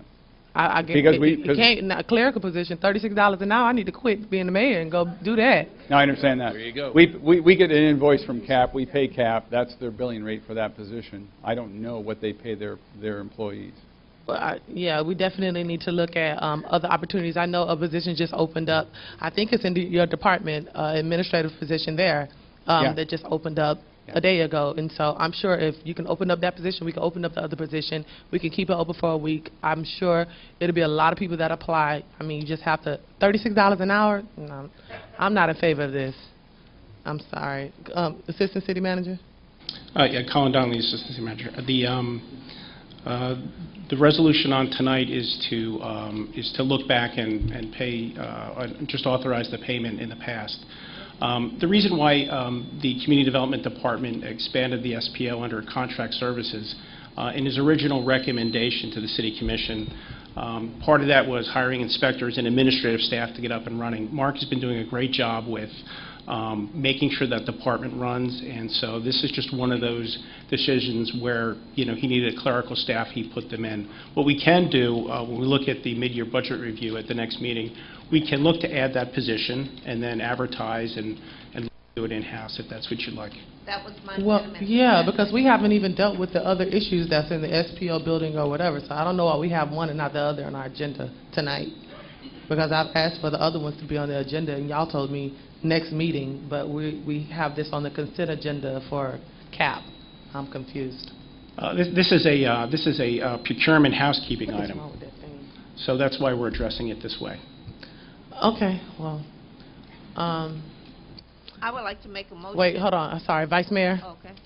My only comment about hiring a full-time FTE, an additional FTE to fill the position, that we might need them now for the next 2.5, 3, 4 years when we're on an upward slope. Thank you. Upward slope for permitting. But what happens after 3.5, 4 more years when we don't have a lot of commercial development and we're just back to the residential thing? What happens then? I mean, would it be easier to use a contract employee for the next 4 years and then have that person have that contract expire? And how do you gauge that? Well, actually, what you described was the basic approach that we took to the SPO. We knew that it was going to be a hybrid of city employees, county employees, and some new contractual employees. And the reason why our department's been successful is we've made sure that we never got behind. All the other jurisdictions that you see that are having trouble, and they all are, is because once they get behind, they It's can't hard to catch up. Mhm. So we've always been able to use Capt and the county well in getting people on board. If there's an issue, we bring them on board. And we're very fortunate with the Capt employees and the county employees and city employees that we have. They work very well as a team together. I have someone sitting in this seat today doing the work, and they've been doing the work for the last year. If this contract isn't approved tonight, then that person can't be working with us anymore, and we will start to get behind. But so the idea of doing something different is fine, but Can we we'll prorate talk about it? that in the mid-year budget, but part of the philosophy of the SPO was to do it on a contractual basis so that when it does contract, we wouldn't have employees Is that this we might have to contract lay by off. month or is this contract by year? It's annual. So I want to prorate it. I don't want to tie it in for another year if we're thinking about doing something otherwise. I mean, But what we would do is we'd come back, as Colin said, with a part of a mid-year budget adjustment for a new position, and then make it permanent in the annual budget coming up. Make And what then that- permanent? And then Make that way Capt this permanent contract. or the No, no, person? No, The position. City. the position, a city It's gonna position. take time. And then once that city position, once someone's sitting in that city position, then this Capt position would go away. Okay, I would so just it's not from contract with October them of for last that. year to this year, correct? I mean, if we're no, prorating I think it's been longer than that, I mean, actually. retroactive. But it says retroactive to October 1st, 2017, correct? So that means, and you said annually, so that's October 1st, 2018. No, I don't think it was retroactive. It was retroactive since January 1. We had an approved contract with clerical services defined in that contract up until January. We were aware of it in May, and now we bring this forward so that we can continue. So with this shouldn't say contractual October, services. it should say Yeah, January. I don't know why it says that. Commissioner Grace, what do you want to do? I mean, yeah, it's up to you all. I mean, I don't want us to get behind. However, I don't want us to hire this person for a year. And I know that you're probably not going to be able to do what you were asking without us extending this contract for another year. Is that what? Well, what I'm saying is, please extend it now, and if the commission chooses to create a new position, then we can open up that new position, hire that person, and then do away with this part of the Capt contract. When? Whenever the mid-year budget's coming through. Mid-year budget, we could do that Commissioner, next as- week. Okay, sorry. I apologize. Commissioner, the contract that Mark is using under Cap, we request the services and they supply the inspector depending on the level of business. So if we decide we want to take this administrative person and have our own, Mark, we would simply, under the contract, notify them as of an end date of the administrative position, and then we would go to a city position. There would be no interruption of service. Okay. All right. Good. Do we have a motion? I will make a motion to extend the CAP contract pending mid-year budget review. Second. All in favor? Aye. Anyone opposed? All right. Thank you. Mm-hmm. All right. Good job. Public hearings? 9-1 is an ordinance of the City Commission of the City of Danby Beach, Florida, amending Chapter 28 of the Land Development Code of the City Code of Ordinances by amending Article 675, Section 675-20, temporary uses authorized, providing for the use of surplus parking for temporary parking of passenger vehicles on property subject to pari-mutuel licenses, providing for severability, providing for conflicts, further providing for an effective date. Second reading of this ordinance.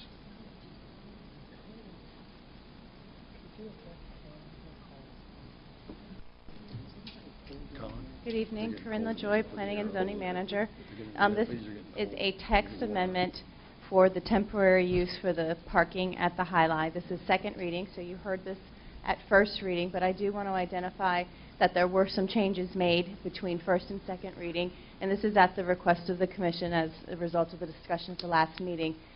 So what they have added is restrictions regarding the vehicles that are on the site. So it's basically the A, B, and C in the middle of the screen, where it talks about all passenger vehicles must be parked in designated parking areas. So now there'll be a designated area instead of before there was no designation.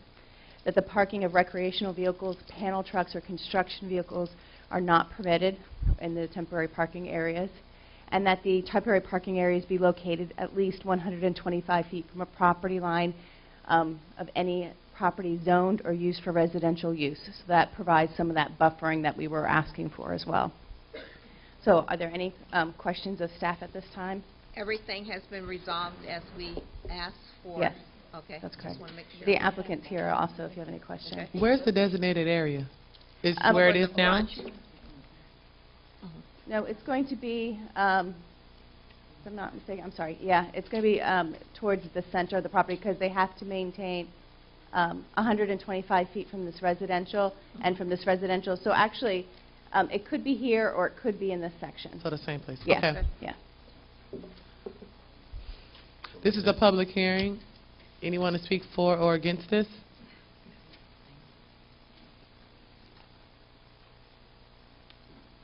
I got a lot more to carry now that I got a gift at this meeting. Everybody Good come to the evening, meeting. Madam Mayor, Vice Mayor, members of the Commission. Again, happy birthday. Thank you. My name is Jana Lote. I'm an attorney with the law firm of Holland & Knight at 515 East Las Olas, Fort Lauderdale, Florida. As Ms. LaJoy just indicated, we did, between first and second reading, took great strides to hear what the Commission said at first reading and incorporate it into the revised text of the proposed request that's before you tonight. We believe that we've addressed all your concerns. I had very pointed conversations with our client, who unfortunately had to leave during this meeting and is not here at this time, who spoke with the Park and Fly regarding the placement of vehicles in designated parking spots and the types of vehicles that were parked there. And as I drove by there today, I see that there's been a notable improvement that hopefully you've seen as well. And we ask for your favorable consideration on this item. Thank you. Motion to approve. Second. Call the roll, please. Commissioner Brandemart? Yes. Commissioner Grace? Yes. Commissioner Salvino? Yes. Vice Mayor Harris? Yes. Mayor James? Yes. Thank you. Okay, the next two items involving Frank O'Carey on behalf of ACP Partners and the Fort Lauderdale Hospitality. These are called quasi-judicial hearings. Anybody who's going to address the Commission, including staff, needs to be sworn in under state law. Anybody who's going to speak, other than lawyers are not testifying, but anybody else will be considered as testifying. You swear or affirm the testimony you give will be the truth, whole truth, and nothing but the truth. Thanks very much. Please be seated. Commissioner, if you've been contacted either for or against either of these things, let me know after I've read last person here. 9.2 is a resolution of the City Commission of the City of Danby Beach, Florida, approving a special exception, SC 11617, to permit the rental of automobiles pursuant to a request submitted by Frank O'Carey on behalf of the property owner, ACP Partners LLC, for property located at 4101 Ravenswood Road, Suite 104A, in the City of Danby Beach, Florida, as legally described in Exhibit A, a copy of which is attached to the resolution. Providing for conflicts, further providing for an effective date. Good evening. Corinne LaJoy, Planning and Zoning Manager. This is a special exception request, and the property is located at 4101 Ravenswood Road. And the special exception is to allow automobile rental use. It is a permitted use in the C3 as a special exception. There are no violations on the property, and the item was properly advertised. The subject property is a current location. It's in a built site, so it's like an office complex. It's called the Airport Commerce Center. It is on Ravenswood Road. It's approximately 6.5 acres. It's a pretty large site. It is located west of the airport, which is probably part of the appeal for the rental company. The applicant currently has a lease for 3 bays fronting on Ravenswood and 2 additional bays immediately behind it for a total of 1,500 square feet. The lease that they have also includes the 20 parking spaces, so to accommodate those vehicles that they're renting. This is the site. So the bays that they're renting are down in this corner of the property. The land development regulations identifies 11 criteria for granting a special exception use. Those criteria are identified in your staff report as well, and the applicant has provided a letter identifying how their requests are consistent with those criteria. And as a result, the city is recommending approval of the special exception request, the resolution, and there's a representative of the applicant here if you have any questions for them. This is a public hearing. Anyone to speak for or against this? Move the item. Second. Call the roll, please. Commissioner Brandemart? Yes. Commissioner Grace? Yes. Commissioner Salvino? Yes. Vice Mayor Harris? Yes. Mayor James? Yes. Thank you. 9.3 is a resolution of the City Commission of the City of Danby Beach, Florida, approving the site plan, special exception, SB 00316, special exception SE 00416, and variances VA 9717, VA 9817, VA 3117, VA 3217, and VA 3317, submitted by Hope Calhoun Esquire on behalf of the property owner, Fort Lauderdale Hospitality, Inc., for the property located at 2460 West State Road 84 in the City of Danby Beach, Florida, as legally described in Exhibit A, a copy which is attached to this resolution, providing for conflicts, further providing for an effective date. Good evening. This application is for a site plan, but with the site plan is also a special exception and several variances. The property is located on State Road 84. It has a commercial land use and zoning designation. There are no violations, open violations on the property, and advertisement was properly done for the item. The subject property itself is located on the south side of State Road 84 and west of Interstate 95. The property is approximately 5.2 acres, and it's the current location of a 270-room hotel, the Red Carpet Inn, that also has a lobby restaurant as part of that facility. There is a new hotel that's being proposed for 100 rooms, and it's proposed to be located in the northeast corner of the site where there's currently surface parking. So both hotel facilities will exist. The applicant's proposing to redevelop the lobby restaurant as well and brand it as a Denny's restaurant. Work is to be done in phases, which each of the phases starting immediately following the first, with the final phase, which would be the new hotel, beginning construction April of 2019. That's our projections at this time. And this is what the site looks like today, so you can see that there is the existing hotel and restaurant on the north side of that property. Could you go back and show me where the new hotel is going to be? It's going to be behind that? Oh, what happened? Uh-oh. Going the wrong way. Sorry. Okay. So it's going to go in this corner. They're going to, knock this down, and I think they're going to build it like a little bit closer, tuck it into the building so that there's going to be room for the hotel here. I remember it. Okay. Okay, so the hotel use requires a special exception. And as I previously stated with the previous item, the land development regulations identifies 11 criteria for special exceptions that talks about compatibility of the use. So those criteria are identified in the staff report as well, and the applicant has provided a justification statement identifying how their requests are consistent with those criteria. There are several variances that they are requesting tonight. The first is to allow the building height of 6 stories and 74 feet, with the land development regulations permit the maximum of 3 stories, 40 feet in this area for this particular zoning designation. The second variance is to allow a maximum pervious area of 83%, where the land development regulations establishes the minimum impervious at 75. The third variance is to allow 15% of the vehicle use area, requires 15% of the vehicle, the variance, I'm sorry, is to allow 15% of the vehicle use area in landscaping. The code requires 20. They're also requesting to provide 327 parking spaces, where the land development code for both hotels would require 473. And they're requesting to allow 6 parking spaces where the land development, bicycle parking, where the land development code requires 26. As similar with the special exception, variances have criteria that are identified in the land development regulations as well. Those are identified in the staff report, and the applicant has been able to identify how their requests are consistent with those criteria.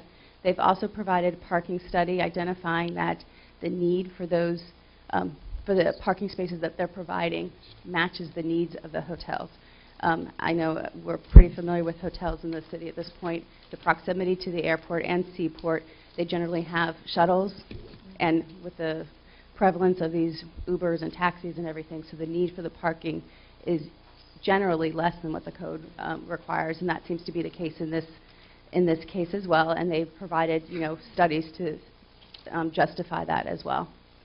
The site plan also is being proposed for approval tonight. As part of the site plan, in addition to the special exception that needs to be granted for the use, there's also conditions of approval that are identified in the land development regulations. So it's another layer of design requirements actually for the hotel in this case. And those requirements are that the guest accesses via an interior corridor, that individual wall or window-mounted air conditioning may not project beyond the wall of the building, so they'd be flush-mounted, and that there must be at least 100 guest rooms. So this proposed hotel meets all of those conditions of use. Because it is requesting site plan review as well, it went through the Development Review Committee for review 2 occasions, on January and as well as April of 2017. And the Development Review Committee, as you know, includes staff from BSO Fire, Public Services, the city's landscape consultant, and the Community Development Department's Planning Division. The applicant does have outstanding comments that still need to be addressed prior to the issuance of the building permit, which they are aware of, and they will work towards addressing prior to that occurring. The outstanding comments that result from the DRC are identified in the resolution, so if you approve the resolution, those will automatically become conditions of approval. And the traffic impact analysis was prepared by Kimley Horn October 2016 and was submitted by the applicant and was approved by the city engineer and accepted as complete. This is the site plan that they're proposing, so this kind of shows you where the new hotel will be here and the restaurant will be tucked up next to the existing hotel. Right. And this is the elevation of the new hotel building.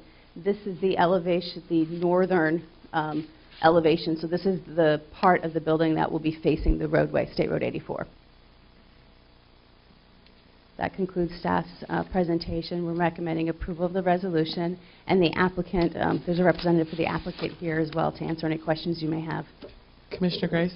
Corinne, Yes, ma'am. it's been a while since we've taken a look at this from the beginning. Have the logistics been worked out between the 2 hotels?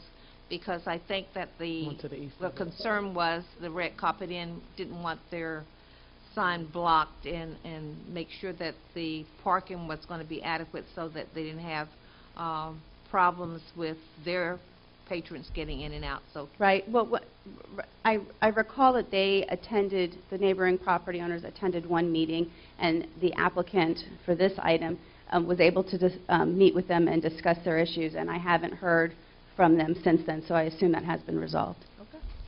Commissioner Brandon Marty? Corinne, what issues are still not resolved? Because I saw that you said that there were several, right? Yes. Well, They've is there addressed... anything major? No, no. If there was anything major that would require either a variance or a major redesign, we wouldn't allow them to come forward. These are things that we believe that they can address as they refine the plans further before going to permit. Oh, okay. Commissioner Savino? Yes, ma'am, thank you. I remember talking about this before, as Commissioner Grace said. How big is how many floors is the hotel next to it that they want to build? There's already The neighboring property? Well, they already have a hotel there. They wanna Okay, build the next to it. existing hotel, I Right. believe is, I want to say 3 stories tall today. But it has, how many rooms did I identify? I don't know. 140 something? 271 exists today. Already exists. Yes. And then the question, didn't we have discussion on this about where the placement of the hotel was going to go in the restaurant the last time we had this come up? I think it was the question was raised about the placement of the new hotel and the approximate, as it approximated the neighbor's property. Because I think they were concerned that that building was going to be too far out onto the street and would block the visibility. We already voted on it. We did. They came months ago. Yeah, I remember. Both members Question came. because but we voted on that, but I don't think was the 6 stories involved at that point. No. It's next to 3 stories. I believe it wasn't that with the plat amendment? I think it had to do with the plat. It wasn't the site plan, so we didn't have the building in front of us at that time. Yeah. All right, just checking. Thank you. Vice Mayor? So all the comments have been reviewed, the DRC passed everything? There are some comments that still need to be addressed. The applicant's aware of Okay. them, but they are things that can be addressed and fixed with the building permit. Okay. So there's nothing that's insurmountable at this point. Okay. And Chicky mentioned something about the AC units, but those are flush with the outside walls. That's correct. That's one of the conditions of the use. So But they have entrance- to be flush mounted. Entrance to the rooms is from a common hallway. Interior. Okay, an Correct. interior hallway, so the Mhm. rooms are on either side of the Right, hallway. so that's not the old-fashioned motel kind Right, of style. it's not a motel, it's a Right. hotel, and it's a Wingate brand. Yes, it is. Okay. And then the new restaurant will be a Denny's, so. Correct. I mean, consistent based with that area, I think those brands are compatible with our. You're a hotel specialist. I am. I mean, it's an upscale brand from what we have existing, It is. so It'll I would be say nice. it's a new brand, too. It's more centered for millennial travelers, and, with the parking the way it is and the shuttles to the airport, I get it with the parking being less, and unless there are any other comments. Commissioner Brandon Marty? Yeah, well, since he's our hotel man, tell me something then. Mr. Hotel Man, how the heck come they don't have central air? They do. Then what do they need these units for? No, it's Just curious. every, All hotels. who is a facilities person here, an engineer? Come on up. Oh, good. It's a public hearing, so I just want to, when I walk into like a Marriott Courtyard, I adjust the temperature, and the unit is right under the windows. Under window, yes. And you can, Hello. low, medium, or high. Hi. How How are you? Good. How are you? Good to see you. yes. This is what we're talking about right now. Yes. Right. Please state your name and My address name for is the record. Marcos Fins, and I'm the owner of the Railway Inn and Suite, the property next to the... Right, east of it, right? east of it. Yeah. So Correct. to answer your question, the reason that each room has a unit is because each individual room has to use the room, the air condition. You don't put air conditioning, a central air condition in a hotel. Okay, you only put a central air condition for the hallways, the lobbies, the restaurant. So common area. therefore, all hotels, they... That's all. Just never noticed it. Just look down. Oh, you need to look up. The last prophecy was up. So And- it's not a central HVAC system, it's more like a split unit A for split each unit, room. yes. That's flush to the wall, so you don't really see it from the That's outside. correct. That's correct. We have them in the other properties, and Thank you. in reference to what they're presenting, okay, we had discussed it with our neighbor, and we're very all excited because it happened that we both are working at the same time with the same idea of Yep. adding more rooms because there is a need for more rooms. Sure. Thank God, okay, for 6 months on a row, we were oversold. In other words, we were... Good problem. Yes, and Nice problem. so that is a that what it incite us even more to proceed with the projection that we had already for 3 years, and we're working with the architects and so forth, so on. Is it So- going to be finished before the Super Bowl? What's that? Super Bowl. For Super Bowl? It may be. Maybe. It may be, so. Well, thank you. It all No, depends. just one more thing about the heating and cooling systems being a split unit is that they're more energy efficient because you're not cooling rooms that are not occupied. That's correct, sir. Gotcha. That's correct, sir. That's You go, important. Oh, you go, Bill. But, you know, we're all excited about Dania Beach because it's growing so much, and, you know, with the airport and with the port growing, we continue having more tourists coming down. Absolutely. So we want to be able to facilitate a nice unit. You know, we have constantly been improving and redecorating our rooms so that when they come in, that they are satisfied. Thank you. So Okay. we thank you very much, but Thank you. we are all for this. Okay. Thank you very much. Thank you, Thank sir. you. This is a public hearing. Anyone here to speak for or against it?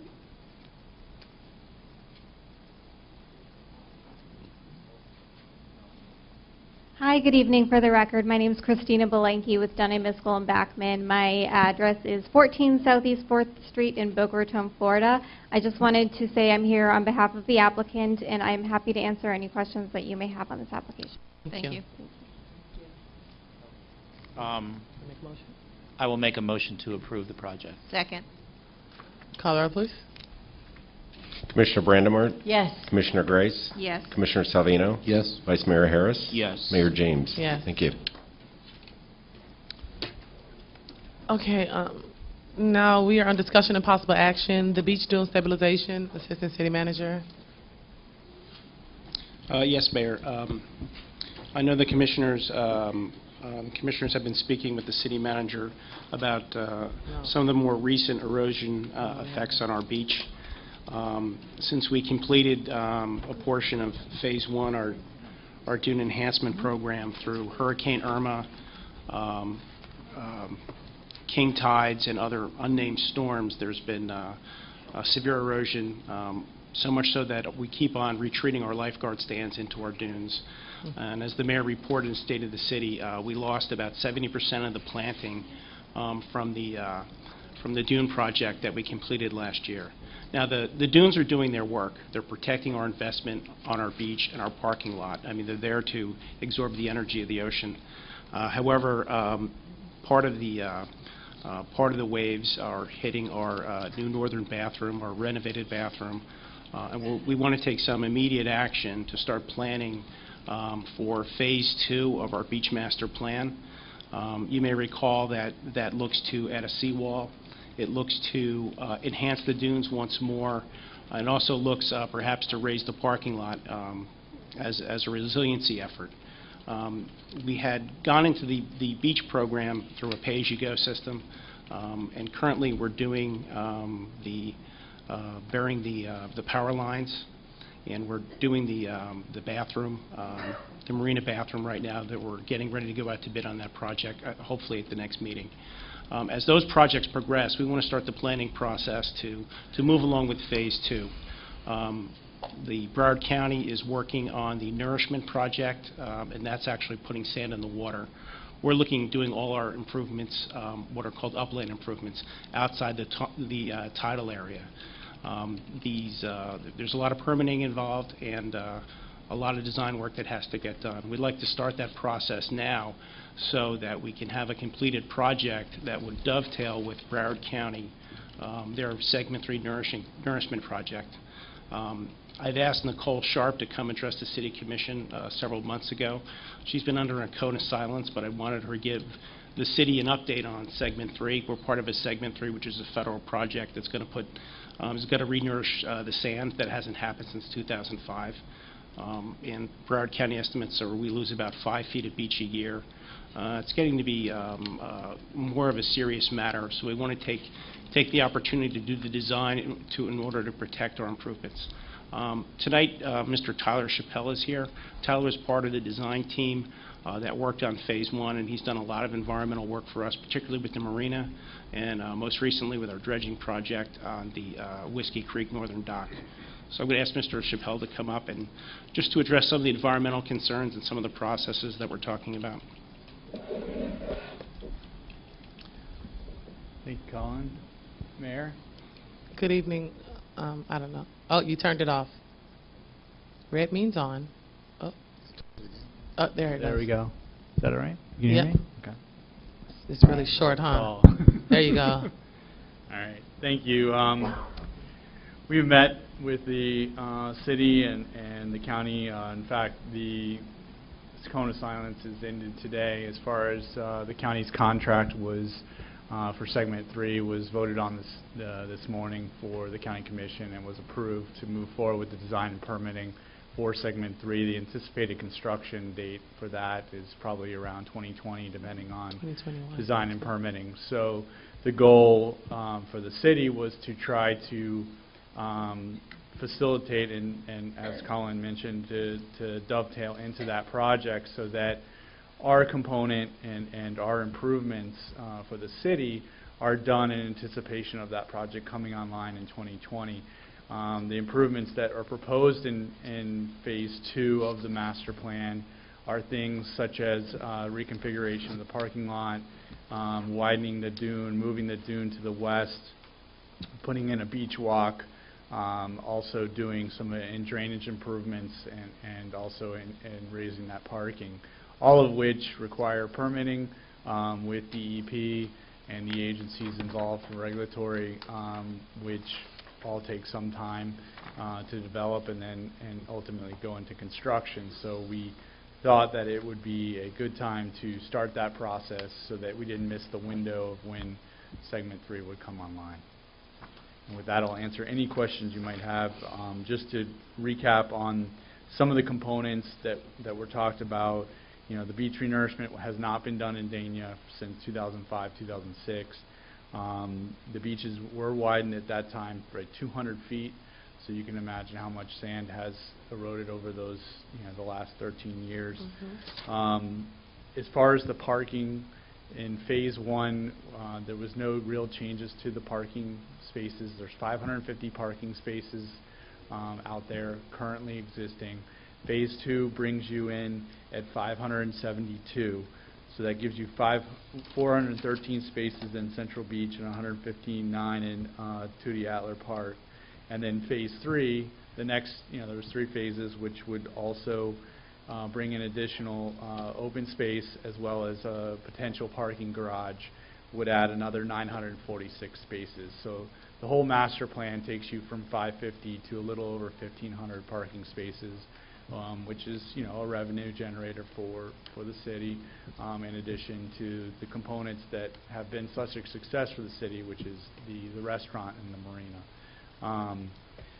As far as the wall and the drainage, the wall is a retaining wall that would be, if you were to envision the parking lot, there's the first set of parking stalls that are up against the dune currently. We would be removing that first row of parking, and that's where the wall more or less is proposed to be set, so that dune would then come farther into the parking lot and up to accommodate a wider dune as well as get us at a higher elevation given the king tides that we're having and obviously sea level rise in the future. So those are kind of just a quick summary of the concepts that were developed for phase 2. Commissioner Savino. Thank you, Mayor. I'm loaded with stuff. You would say? Me too. Okay. I met with Colin and Bob, Tyler, and Nicole this week in regards to the beach renourishment. Just to let everybody know that what's some of the issues that are out there, if you're not aware of it, you know, we just can't pull a bulldozer on the beach because of turtle season, and can't touch the water because of the rules with the coral reefs. So limited to what we can do out there as a city, even if we had the funds to do it. The other thing is I did ask Tyler and the Phase 2 project while we're doing this to immediately in the city to ask them if we could take and put some concrete barriers around our bathroom before it falls in and put it around there as a support and then fill it in with sand so that we can you know, hold that up and try to protect our bathroom over there. You know, some of the question, well, I'm asked, I put this on the agenda to hopefully ask the commission to step up and approve Phase 2, whether or not Colin can explain maybe some of the funding where we can get it from. But I thought we should get on this immediately to save our beach. But one of the questions I had on the parking, when you went on that, and I look on the design here, the going over to the marina area, where I see that some of that parking is there. And we're obligated, I think, to supply some of those parking spots to the residents of the boats. Is that correct? Yeah, the marina, we've set aside a certain amount of spaces for the So marina that users. number he's talking about also includes taking some of those off for the marina. Is that right? Well, conceptually, there would be a new parking plan down there. How the marina would play into it, we Okay. would have to look into And that. then the other thing I had mentioned at the meeting too, as far as parking goes, is to have the city try to renew our contract with the university down there and see if we could work out a parking deal with them and maybe address Broward County like we did on our parking garage here, see if they would be willing to front the money to build that up, spread some of the revenue with the college in return for the to maybe redo their lease, and then we could have more parking in a parking garage as well. So there's a lot of things that we can address, but you know, tonight, hopefully, with all our comments and stuff, maybe we can improve to get them started right away with some kind of a financial report that we can do. Thank you. Commissioner Grace? Yes, I was at a function on last Sunday with Commissioner Tim Ryan, and I pulled him to the side because we have lost a lot of sand from our beach, and I asked for some help from Broward County. And at that meeting, he assured me that he was going to be setting up a meeting, and I forgot the lady's name, but I asked him to reach out to the mayor, because that meeting was going to be held on Monday in his office. We cannot wait until we're right in the middle of hurricane season has started. So we really can't afford to lose any more of our beach. As we just did the rebrand and see it, we're not going to have a sea. You know, live it, love it. You know, it's not going to be there for us. So I know that they're working with Washington D.C., but we need, and I don't want to say a quick fix, but we desperately need some help to help us with our beach right now. So I can give you an update. You're going to give me an update on it. Thank you. Vice Mayor? I heard somewhere yesterday about a post-Irma, $1 billion pot of money. Were you going to you want to go ahead? No, go ahead. I mean, I heard about it, so I don't know any of the details, but I heard that it's something that we can tap into perhaps and get our share from the county. And Nicole Sharp's name was mentioned, so Yep. What's the 411 on that? Do you know? You can speak. There on is it. an FDEP grant that the county and actually other counties throughout the state go after. It is a pot of money, and that is something that we can look at teaming up with not only Broward County but applying on our own. It's better to team with the larger players, and this would be an opportunity for that. That is due in October, so it's coming up very quickly. Yep. So we would have to, you know, formulate that and make that teaming agreement. So would we team up with Dania Beach, Hollywood, and Hallandale, or the county, or how does that work? It was my understanding through my discussions with Nicole Sharp at the county that it would be something that we would do with them directly. Mayor, there is also a, Nicole Sharp also informed us that the Army Corps of Engineers has an appropriation from Congress regarding Irma, and they would be doing a project aside from Broward County, aside from Dania Beach, where they would go and they would go and put sand on the beach. We're still waiting to hear what the Army Corps is looking to do. So that's part of that funding. The other funding for Irma is coming in the way of mitigation grants. And the next commission meeting will have approval resolutions. We'll be applying for mitigation grants for Irma to harden our buildings and for generators, and also to improve our sanitary sewer lift station system. Okay. Well, okay. I'll speak a little bit on. I had a meeting on yesterday with Commissioner Tim Ryan, Nicole, and Mayor Levy. And number one, I'm just a little disappointed that I've had to go all around the world and not go to city staff to get information when I've had residents and even my own concerns, and none of it has been addressed with myself. Now, the meeting that I had, the one thing I do want to say about this phase 2, and I understand that we've been in the news, we understand the needs of our beach. It's a huge concern to all of us. Do understand, when we're speaking about moving this parking lot back, that's land we'll never get back. I do want us to understand that is land that we will never get back. There is an option, and it's sort of be a hot spot, and where the grant that he's speaking about with Broward County, that is separate from the Army Corps of Engineers, and it won't be an interference with them because we're not going into the reefs or into the water, but we'll be addressing it more so on the sand that we already have. That will supply that Band-Aid for us at no cost to the city. And so this can happen as early as October, as was stated. But this is something that I have been speaking with Mayor Levy in conjunction to. And before, I was on board with this. But if we have an option that can happen as early as October, because understand, Nicole told me yesterday that when it's approved, which was approved this morning, it will take 3 years for it to possibly get to us. By then, we will not have any beach. And so we do have to be proactive in what we're doing. I think that I'm not sure if I would want to move forward with everything in phase 2 as far as moving the parking lot, because if what they're giving us from funding from post-Hurricane Irma is going to come into the city and is going to do a great deal at helping us save our beach, I think that will be awesome instead of us footing the bill. And again, once we move our parking lot and once we give up that land, we're never going to get that back.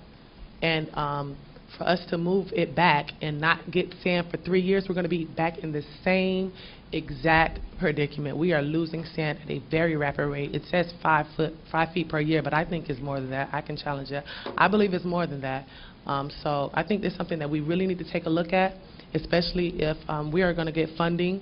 It is $1 billion or so that the county will receive. I have spoken to Commissioner Tim Ryan. They do think that we have a really good chance of receiving this funding, especially the dire need that our beach is in, and it's in October. So I'm not sure what we want to do as a commission, but we really need to pay attention on the decisions that we do make in moving our parking lot back, if we are going to get additional funding and additional resources as far as sand. Commissioner Brandon Marty? Yeah. Well, as I recall, when we made this into different phases, the reason for moving the parking lot back is because we were raising the street. If you go there now during any storm, the sand and the water is in the street. So that street must be raised. It can still be raised. I'm not saying don't raise the street. I'm saying don't take the parking lot back. You can. Right. You can still raise the street. That's what I agree on. As long as we raise the street, that's very important. Commissioner Salvino? Yeah. Listen, I like not to move it back, but just as a question, isn't phase 2 designed to move the street back? Wasn't it already concepted that way? That we already approved that and looked at all the plans of it? It's not like we're moving it back for this purpose. It was already designed that way, wasn't it? Okay, go ahead. The concept that was approved by the commission was to reconfigure the parking, all of the parking, not just that first row. Right. And the reason, there was a couple reasons for that relocation was, one, it was to widen the dune, but it was also to give a beach walk. So they were going to have the dune, then you were going to have a pedestrian beach walk, and then you were going to have parking. Right, but that was but the plans show it already that correct. We looked at. That's moves correct. back. That's correct. No, I understand that, but we haven't approved this funding, correct? No, we haven't. No, listen, I'm okay with whatever you get. I mean, if you get the no, that's what I'm saying. We already, because I approved it too, is what I'm saying. But now, since something else have come in front of us saying that we'll be able to. So if we started it, I mean, they wouldn't give us the money. If we started moving this, our phase 2, they wouldn't give us the funding to put. I'm not sure. I'm just not sure how much sense that makes to take away land from us that we'll never get back if we're going to get sand for free. That's what I'm trying to say. It's already taken back in the plans we've approved. We're not taking anything more than what's already been approved by us on the conceptual drawings. I understand what you're saying. I don't think you understand what I'm saying. Well, then both of you explain. Oh, I already did. Assistant City Manager? Yeah, the concept of moving those dunes backwards is to make the beach more resilient. We're going to see the county do the Segment 3 project. I think what we're planning for is, once that sand is put on the beach, waiting for the next round of nourishment, bigger, stronger, larger dunes are what's going to protect the beach with the changing in the climate. So with worse king tides and worse storms, those dunes are the job is to protect the beach. That's why the retreat into the parking lot and the redesigning is an environmental and a resiliency move. I understand the design and the consideration for the loss of parking, but you know, if the beach remains vulnerable, there just may not be parking. So I think that's the idea and the concept behind the design. And as far as just the point of tonight's addressing this is to seek permission to start the process, and that would be to get cost estimates on what design is going to be and to work out a financing plan. If we go ahead with a design, we don't have to build, but we should start designing now for the point of when we get ready to build. Okay. Design will take a while, as well as contracting out to do the work. Additionally, I haven't had the opportunity to talk about any hotspot grants or issues with the permitting, but all my discussions with Broward County regarding nourishment going back the last 5 years is that, and this is discussion with Hollywood and Hallandale, is that Hollywood went and did their own hotspot permit, and they funded that through their CRA. Hallandale went and designed a project to protect their structures as well. However, it's my understanding they haven't gone forward with their project because of concerns of cost and also mitigation issues. If we're to damage the coral reef, we would have to pay for mitigation issues.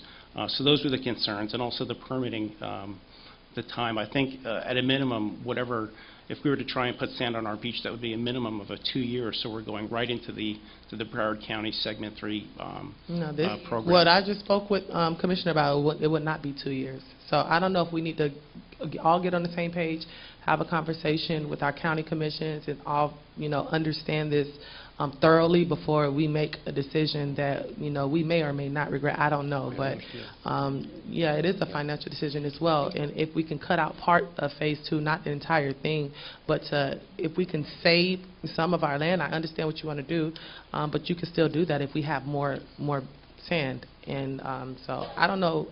I'm uncomfortable with voting on this. I don't have enough knowledge about it from our county and from environmentalists and from things that are going to not only just protect us, but protect our environment and our wildlife as well. Well, I think going ahead with the design will bear those questions out about the process and what we need to do.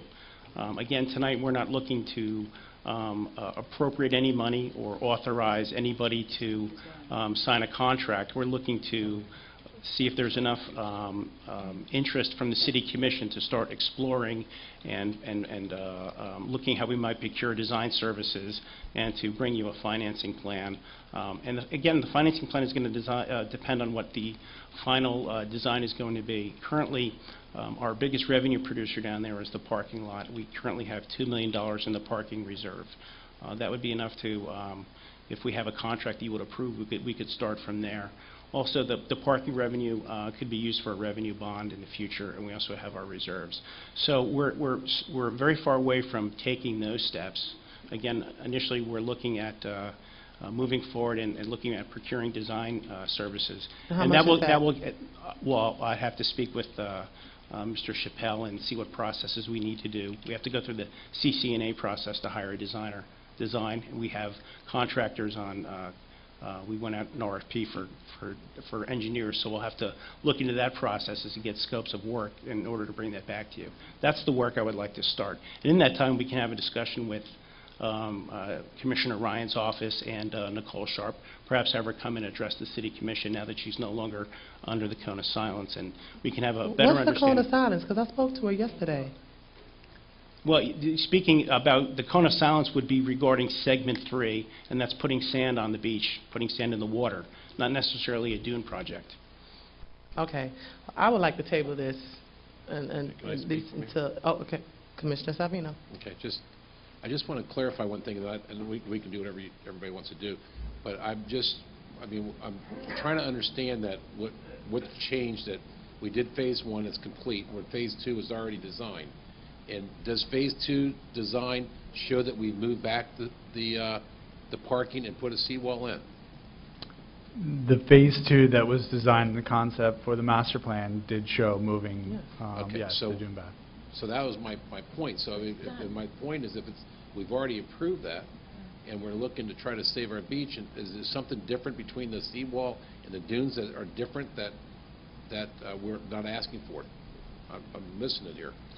I am looking to have other options other than moving the parking lot back that was So you already. we're going to redesign the whole plan again then? I do not know. What I do want to do is speak to our county administrators at a workshop, or our city manager or assistant city manager or whoever's in charge with us can speak to someone so we can thoroughly understand the decision that we are about to make. I thought we already made the decision. That's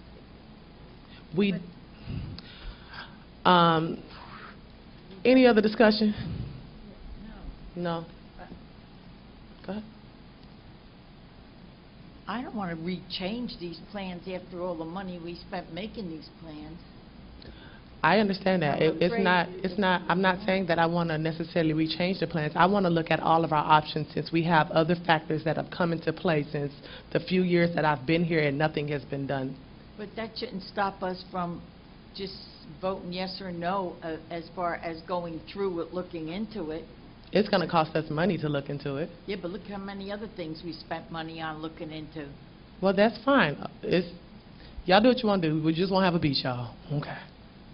Do we have a assistant city manager?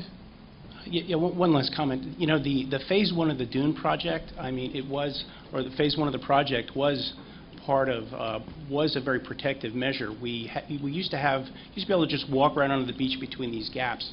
We filled in those gaps and strengthened the dunes and put the walkover on. That's a tremendous environmental advantage, and that saved a lot of sand and everything else going into our parking lot during Irma. And we also built dunes on the northern end. It's our working understanding with Broward County.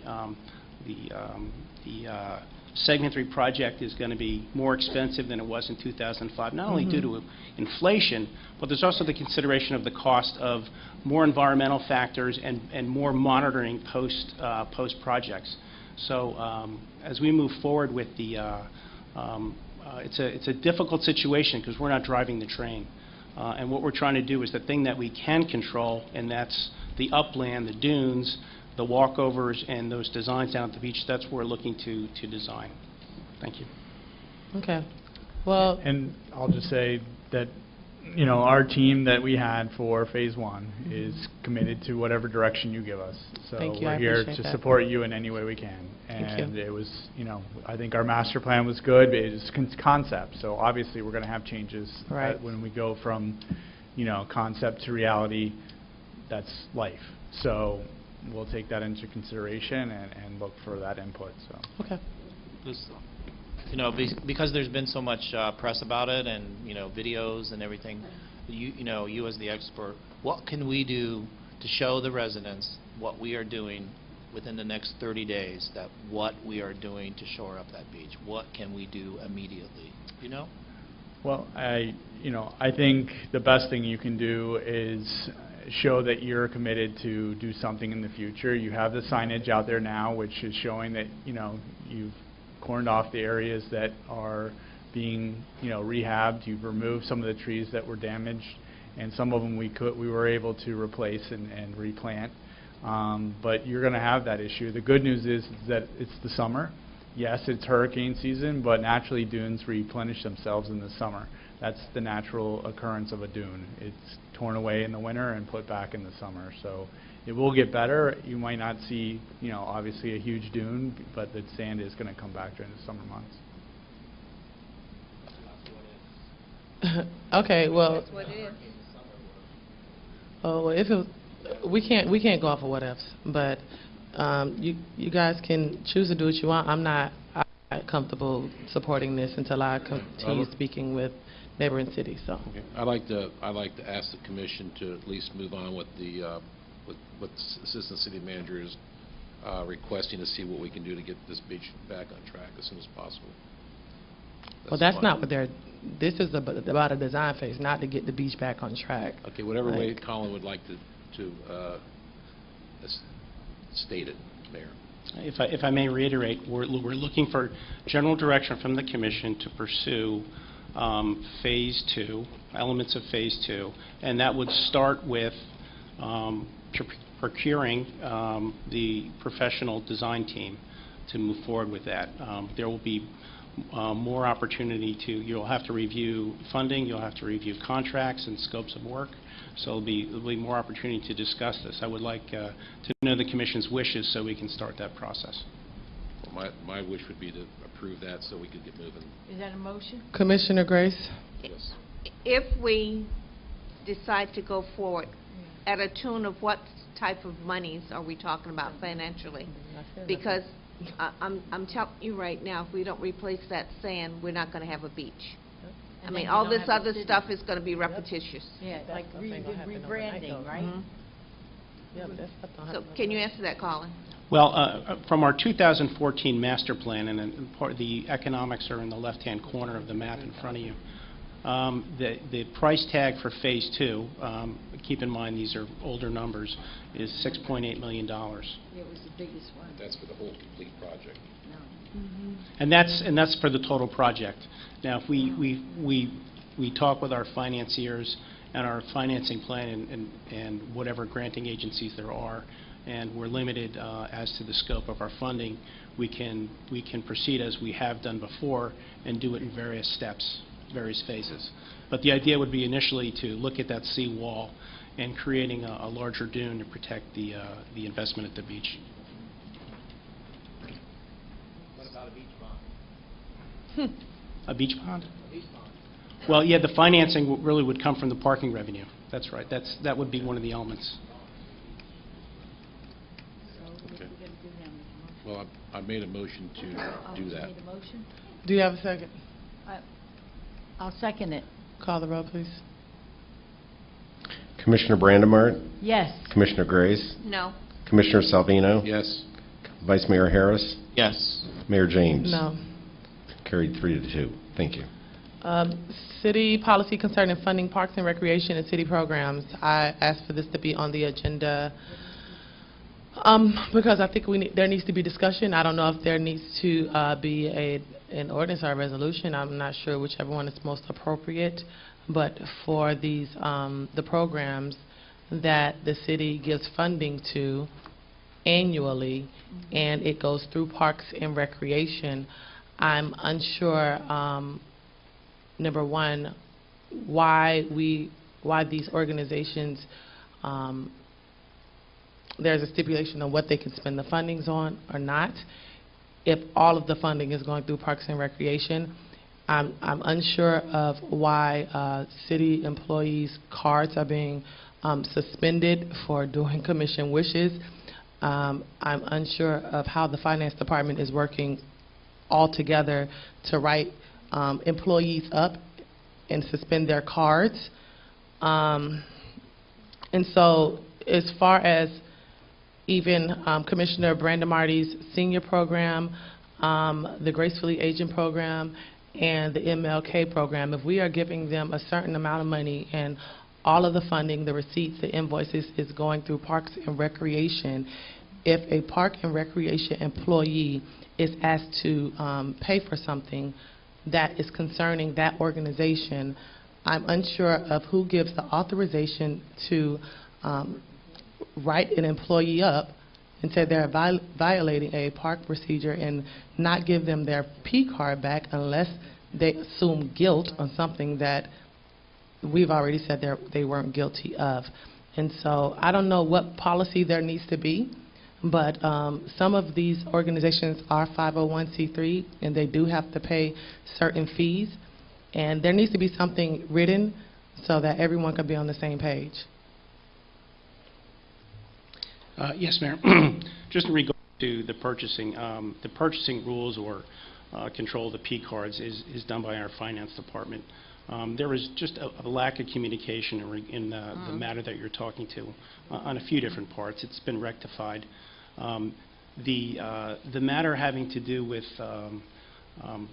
spending and what's taken out of a club, what's not taken out of a club, Ms. Satterfield's documented in a memo, as you can see. We operate in a few different ways because we've got different types of clubs. They're not all the same, and the way we've worked with different clubs has changed over time. I know with Commissioner Brandemarty's senior club, the Parks and Rec, they buy and take in all their, they plan their events and they pay their bills. And that's all done through our procurement policy. I know with Gracefully Aging, it works the same way. We have the example of several years ago with the Martin Luther King Committee. Now that was a city-funded event and project where at one point the committee members were submitting receipts and not following our procurement policies. So it was suggested at the time that they form a 501c3 corporation, whereas then we could make a donation directly to them, and they could they wouldn't have to follow procurement policies. They could go out and provide the goods and services for the Martin Luther King Day event, which was a dinner, it was a day in the park, and it was a parade. There were some subsequent issues with that, and the City Commission discussed it. They had a new path on how to deal with that. They limited the funding over there, and the City Commission and the Parks and Rec took over that project and funded it directly. I think what the other issue standing here is today is what the city can and cannot pay for. We don't pay for third-party bills, and so I know in the past, speaking with Mark Felicity, he would get payments from the senior club and he would renew their 501c applications. And then also he had done it another way. He had put through 501c3 payments through our purchasing system on the P card. Now that, that we didn't catch that. We caught it this time. However, if a private organization is going to form and make and establish themselves, that that private organization should pay those fees. But that doesn't stop the city from doing what it had done before and making a donation to a 501c3 corporation to help fund it and to do its works. I think in the memo we've had several examples down there of the way it works. A possible way to fund I'll call it the new Martin Luther King Association. That they were looking for to pay the establishment of that 501c3. I don't know what's been established yet. But well, the city I paid it, and I need to be reimbursed. So the city can make a donation to that new organization, and the new organization can work the same way we've done in the past, work in partnership with the city and the Parks and Recreation Department, and plan for the Martin Luther King Day event. It's my further understanding that the new Martin Luther to continue the fine work of scholarships and those type of things. And that's best done through a 501c3 corporation. With some seed money, and I know that we've got about $4,000 left in the Martin Luther King Day appropriation. That might be good seed money to start the organization out, from which they can then do their fundraising for scholarships, whatever they need to do, and then they can work hand in glove well, with that's what we tried to do, Assistant City Manager, and number one, we couldn't do it because our Parks Director still doesn't have his P card back, and number two, because they were told that they couldn't organize it through that. So I paid with my money to get it organized from the same funds that you're speaking of that we could have went through, and the finance director, who's not here, decided to say, no, we can't, and so I didn't want city staff to put their money up for it, so I paid for it. So I do need my money back from whoever. Mayor, the difference would be that in the scenario that you're discussing, the city would have directly paid. I have the to solution. pay the corporation, and so I think that was the proper thing to do. But what can be done now that it's established would be and what the city commission would have to do. In order for that donation to take place, it would have to be a city commission action and a donation through your part. And then that way we can submit funds to the new Martin Luther King Association, and you can take care of your reimbursement and your bills through that process. Commissioner Grace? It's a very easy fix. We don't have to sit up here all night trying to figure it out. All you got to do is put your minds together. I spoke to you, Colin, about this. We want to make sure that we do each organization, Gracefully Aging, the Dania Seniors, and the new Martin Luther King Renaissance Corporation the same. Thank you. So everything will be coming out of Parks and Recreation. Thank you. What I like that you and I talked about, because we had monies left over from this year, which was $4,900 and some dollars, that we would use that money as the setup of the 501c3, and then from this time on, when we do the budget for the fiscal year for Gracefully Aging, for the Dr. Martin Luther King Renaissance Corporation, for the seniors, everything will go through the proper channels of Parks and Recreation. Easy fix. That doesn't fix, they said that they can't pay the fee. Yes, it will. It will fix it, because what we're going to authorize, if we do, is to give the city manager and finance the direction to use the monies that we have left over for the 501c3, and then starting from this budget that we're going to approve in September, each entity would go under the Parks and Recreation, and they will write the checks for everything else. So we will have the funds that we need for, and then we can reimburse you the $200 and some dollars that we owe you, and pay for other expenditures. It's easy. Commissioner Brandon Martin.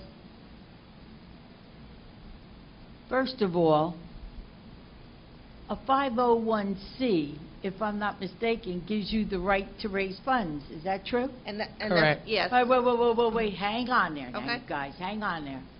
Then how come the seniors, we've been a 501c, right? And we weren't even allowed, according to the city attorney, to even have a bingo unless it was that you gave away a gift. You could not make money, right, Carolyn Lee? Thank you. That's state law. It's gambling. Oh, y'all was trying to gamble. That's what it is under state law. Bingo. B-I-N-G-O. Well, what if I give it to a college fund like she's going to do? Still can't gamble. It's called bingo. You can't call it something else. Well, do they owe us money? Then I want to know. Since we've been paying it as a 501c. Do who owe you money? Whoever the money went to, you said it was being paid out, right? You said Mark paid it. That means he took it out of our line item. Mark paid it, and he didn't pay out of the line item. That's right. He withheld it.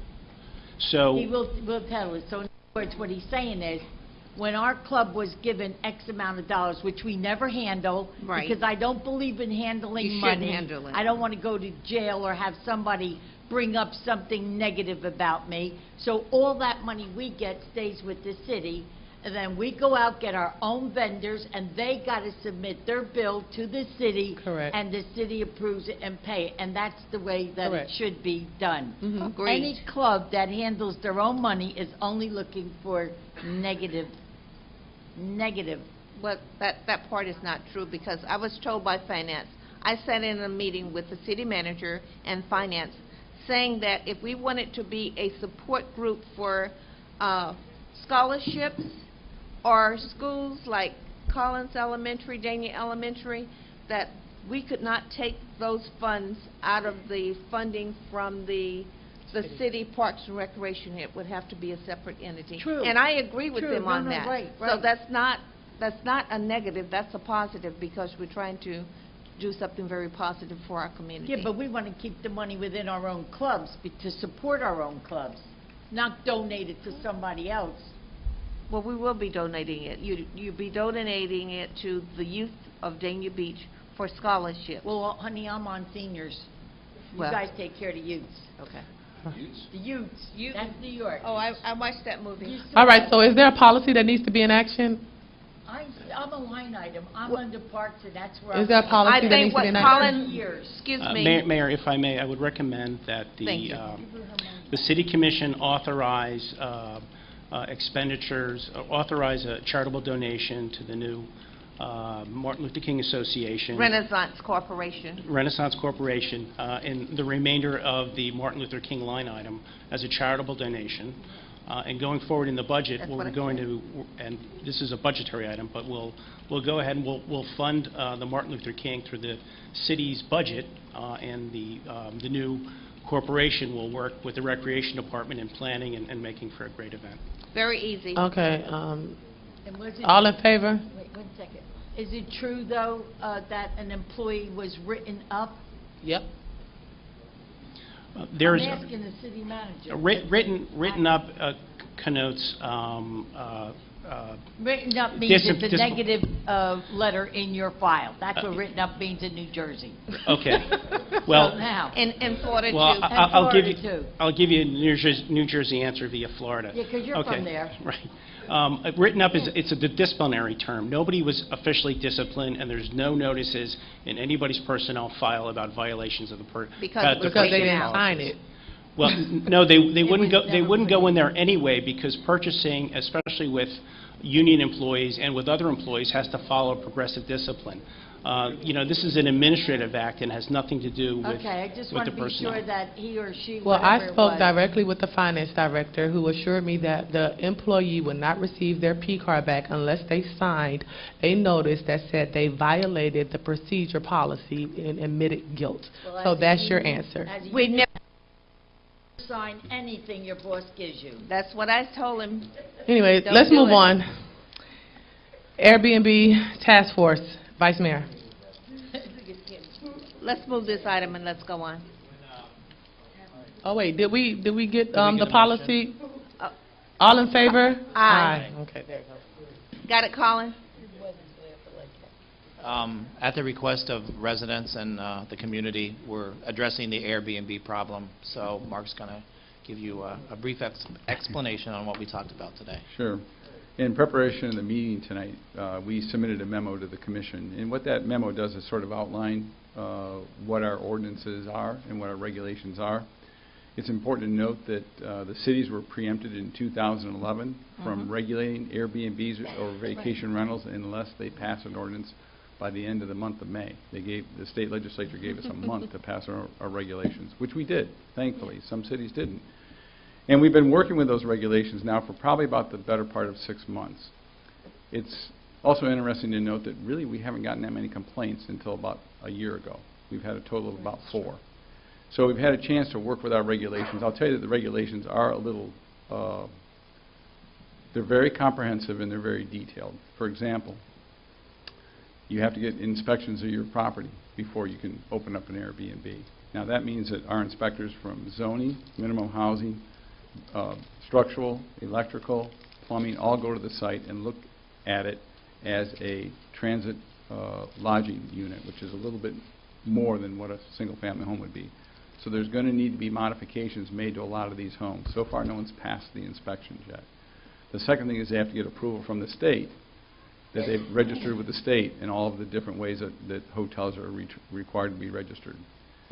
And then they also have to have an agent assigned to that property, which, people have done that, they've made application. And there's also things like occupancy requirements. For example, they can't have more than 2 persons per bedroom and no more than 10 ever at all, and they can't violate any occupancy regulations at all that might be related to the fire code or the building code.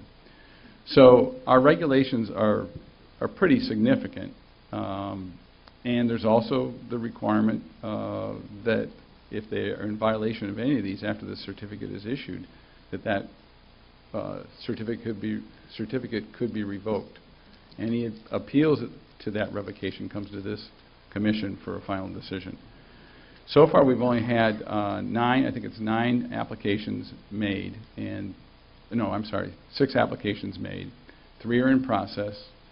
3 have not made application yet. We've had, out of those 4 complaints that we've had, all 4 of those are working through the code enforcement process. One of them is accruing a fine, which was started to accrue in April. And we're scheduled to go out and do some more inspections. One of the things that we're going to be doing in order to get a better view of what kind of a problem that we do have is we've hired a company that goes and scrubs Airbnb, VRBO, and all the other vacation rental websites. They scrub it on a real-time basis. We download the information, And then from that information, we can prepare a spreadsheet and then send out a letter. And what we'll be, they've been under contract for a month, but they should be up and operating in the middle of July. What I want to do at that point is I'll get a spreadsheet of where all the Airbnbs are, and it's actually against the code to advertise for an Airbnb. So if they're advertising for an Airbnb, we're going to notify them that they have to come and get it in a vacation rental certificate and start that process. Now I can tell you that I've talked personally with a couple of people that are interested in opening an Airbnb, and when they hear what the process is, they've said no thank you. We've also had people that are still moving through the process. But I think until probably July, when we understand better what the, what the universe is of Airbnbs in the city, we'll get a better idea of what the problem is and how to address it. But I can tell you, I think our regulations that we have are pretty good.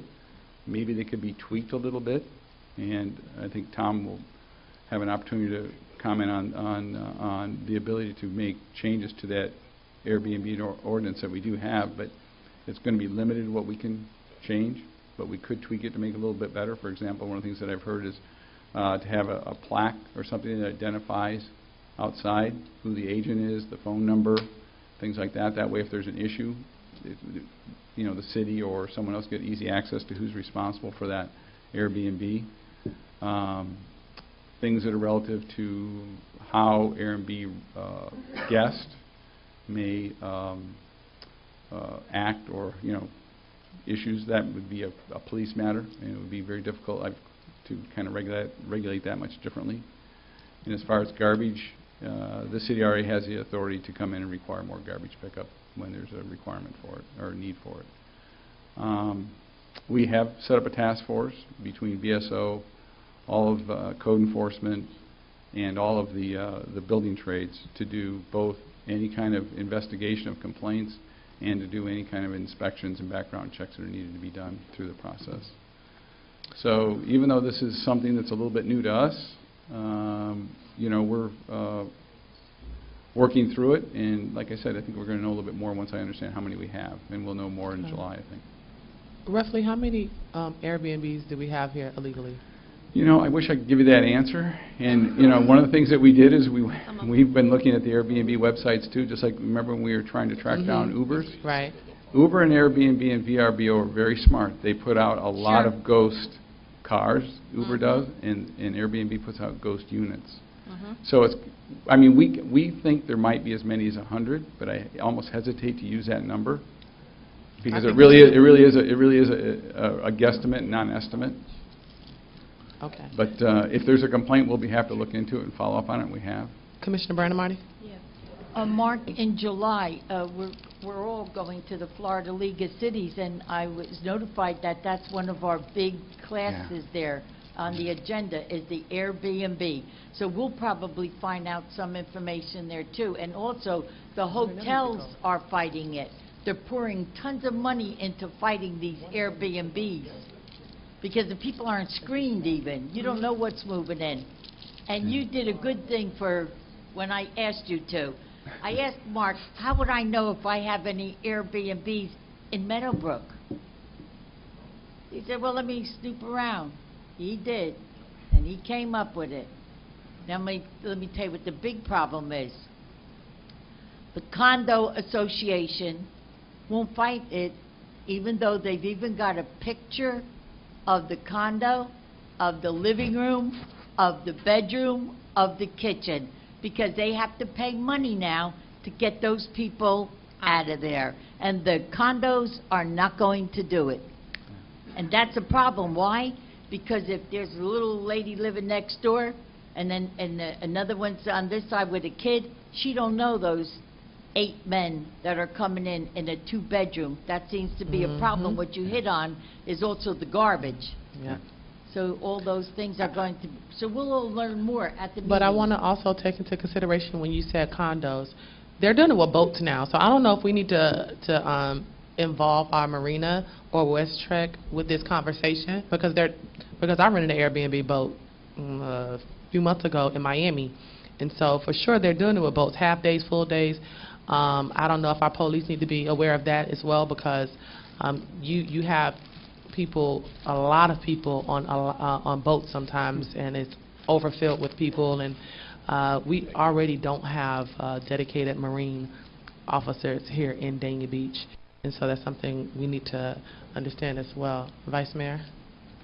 The ones that we do know about are, can we require that they have additional fire suppression systems like hotels and condos do to, smoke detectors and fire suppression and display of extinguishers or whatever as part of our allowing them? Yeah, it's actually part of the inspection, Okay. some of the requirements. And the couple that we've gone into through the permitting process and inspection process, they've had to go back in and change out wall sockets so that, so that they're safety wall sockets. They've had to put in fire extinguishers, exit signage, things like that. Because, I mean, we as a small business even have to have a fire extinguisher located next to each exit. I'm sorry, Pat, what did you want to say? Because Pat had an issue, or Sean, or what? Is that a requirement too? No. Do we enforce that?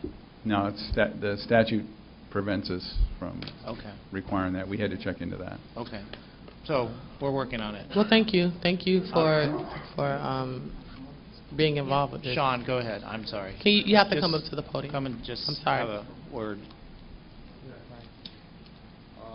I know that he had shared about a contact card, but I really want to make sure that we are diligent in terms of the contact information that we're providing, because technically these things are operating as a hotel, okay? And if you go to any local hotel, typically they have a picture of the general manager, a picture of the assistant general manager, with a primary number and a secondary number, because there's going to be holidays.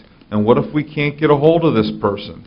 I still believe we should put something in our ordinance that the property manager for that Airbnb has to pass some type of background check.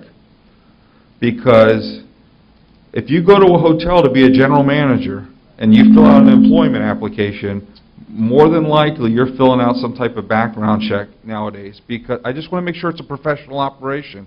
I don't want an issue over the holidays and I can't get a hold of the primary contact person. I also want a photo, because what if Joe Schmo shows up and says, I'm so-and-so? Well, that doesn't match the photo. If you're going to run an Airbnb and make money off it, it needs to be held accountable to be a professional operation. And the garbage pickup, hotels pick up your garbage every day. And if you're saying there's going to be a maximum occupancy of 10, that's extremely generous to a 3-bedroom home or a 2-bedroom home. The home next to me is generating tons of garbage. I can't believe how much garbage they generate.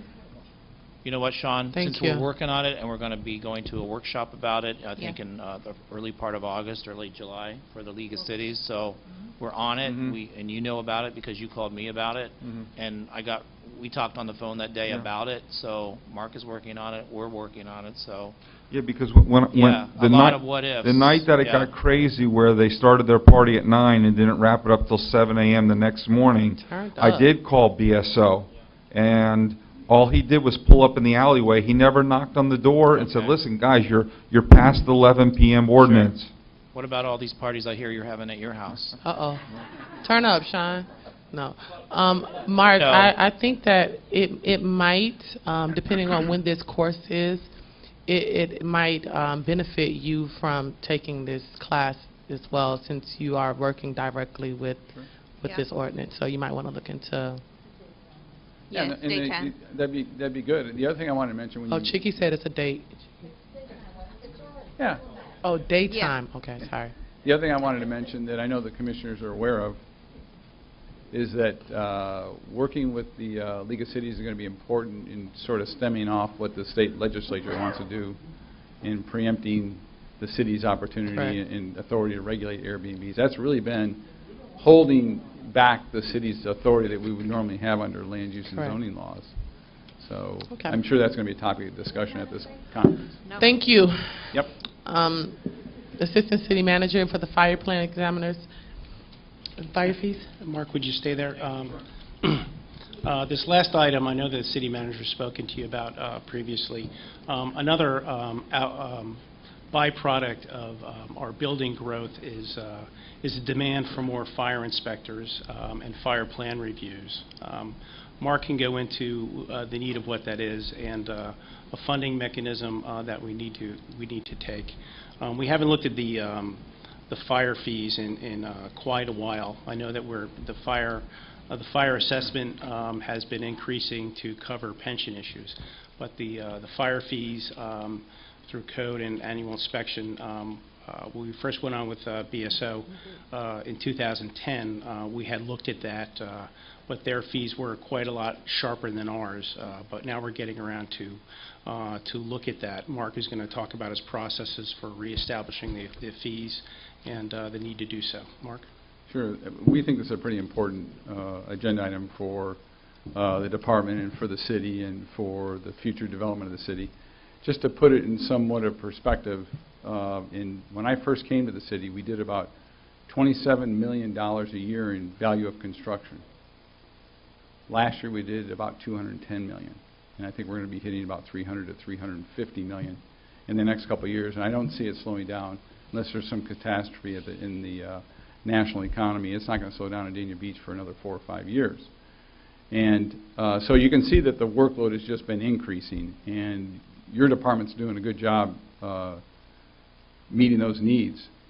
But it's important to note that, you know, we can't issue the building permit without a fire safety plan review sign-off, and they can't get their CO without an inspection. And a little bit earlier tonight I talked about how we've been able to kind of keep ahead of it, or at least been able to meet the demands of development, because we've been willing to put people on staff ahead of time, get them trained, or be able to respond quickly enough. We're going to need that same situation with our fire plans examiners and inspectors. They're really working hard. They're an integral part of the department, and they work extremely well, but they're stretched right now. And what they've had to do is they've had to move people from other aspects of their work into plan review and to new construction inspection.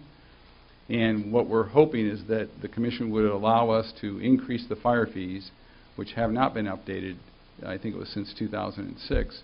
And in the staff report you'll see that they really those fire fees only generate enough money to pay for half of the fire marshal's services that we receive. So half of it is unfunded through the fees, which it all should be funded through the fees. All the fire marshal's activities should be funded through the fees, just like your building permit fees are. But instead, since those fees are low, half of their services are being paid for out of the general fund. So this agenda item is really kind of an introduction, because what we'd like to do is come back to the commission at their next meeting with an ordinance that takes the fire fee schedule out of an ordinance format, allows us to put it into a resolution format. Then when we come back in July for second reading, we would have also a new resolution that says that we would want to increase the fees. The simple formula that I gave you a minute ago, that it's half unfunded, is an easy way to look at how to properly fund it. If it's half unfunded, then if you double the fees, and you're going to approximate paying for your services.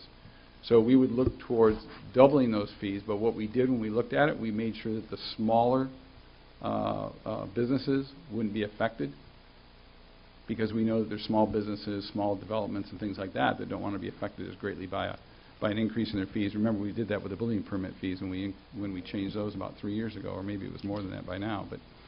And then the other thing that we did is we compared it to other jurisdictions, and we're still lower than what the county would charge. For example, like a 110-room hotel, I think that the fire fees goes from $3,800 to $7,200.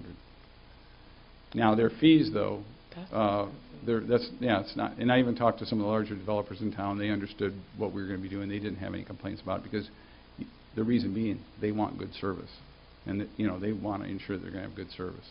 And as I said earlier, fire marshal's office, those inspections, that plan review is critical to getting our job done. The other thing that's important to remember too is that for all of the new businesses that are new construction now, even the multifamily and the hotels, they all get annual fire inspections. So all this new construction, the need for new fire marshal service, it doesn't just relate to new construction, because after the construction's done, there needs to be more staff there to conduct those inspections that happen on an annual basis. So that summarizes it. We want to see you again in July, and hopefully get it done and get it approved so we can hire some more folks. Is this just for businesses? No, this is all new construction. All new And then new businesses, the annuals is new businesses, but don't forget that multifamily and hotels get an annual inspection too. So it's broader than that. So for small businesses, is that the 38 that you were telling me about? No, that would be for a 110-room hotel. We actually pulled the permit fees right out for a 110. So what about for the smaller businesses?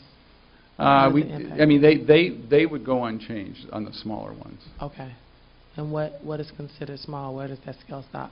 I just asked them to price out, like a small tenant improvement for like a, like a small restaurant. Okay. So that sort of thing, those fees wouldn't change. Okay. Commissioner Savina? Yeah, just one quick question. When you start talking about the larger hotels and stuff like that, and you went from 36 to whatever it is to 72, is there a way that you can put like a scale? Thank you. Because realistically, those should be paid a lot more than that. That could offset to get us the fire marshals and paid for and get more of them as you need them. That's a good question, and that's actually the approach that we really wanted to take initially, but it would restructure completely the way that the permit fee schedule was done with BSO, and we were able to do that with our permit fees, and it simplified it. But that's just not the way that firemen do it. So, the way we do it for building permits and engineering permits, it's a percentage of the value of construction. Okay. But that's not. Okay, gotcha. The firemen do it the old-fashioned way. We tried to get them to do it the new way. It didn't seem to work as easily. Maybe we need to have a talk with them, huh? We did. So what do you need an approval? No, just this is more, I know the city manager had talked about individual one-on-one meetings with them. As your schedules get busy and your break is coming up, we thought we'd bring it at this portion to talk about it. The other item we're going to have on the agenda is we need to authorize BSO to go out and continue the work that they're doing in hiring and acquiring the fire inspectors. It's a specialized skill. It's a difficult thing to find, and we're working on retaining some people looking to retire. So we're going to need to augment agreement with BSO Fire and to pay for those fire inspectors. That's going to be part of our budget for this fiscal year, or are you trying to do that before? Yeah, a portion of this fiscal year, but it'll be baked into next year's budget as well. Can we Okay. make? I'm sorry, Mayor. I just said okay. I didn't push my button. Okay. Okay. Can't we at least hire one now? Is there enough money in our budget to put one on, or two? Well, we would need the agreement with the sheriff's office, which we're planning on doing a memorandum of agreement. I see what you're saying. And so Is perhaps he BSO can running? speak to it. I know they've been looking and they're aware of our issue and their issue. Okay, so what you're saying is that they want to renew their contract before we put the other one or two on, is what you're saying? We do have a contract renewal, which we'll be considering with the budget, because there's another position in there, a chief. However, we want to move this issue is important enough, we want to move it along right now, because we need the inspectors right now. Hello, Eric Hi. Gusenberg, Assistant Chief, Broward Sheriff's Office, Fire Code Official. Maybe for my own, just a clarification. The fees and how you want to do your fees are up to the City of Dania Beach. Broward Sheriff's Office doesn't really have anything. We have county fees, and maybe that's the clarification. When we discussed it, City of Dania Beach could assume the exact same ordinance that the county has with their fees. If they did that, then that would be identical.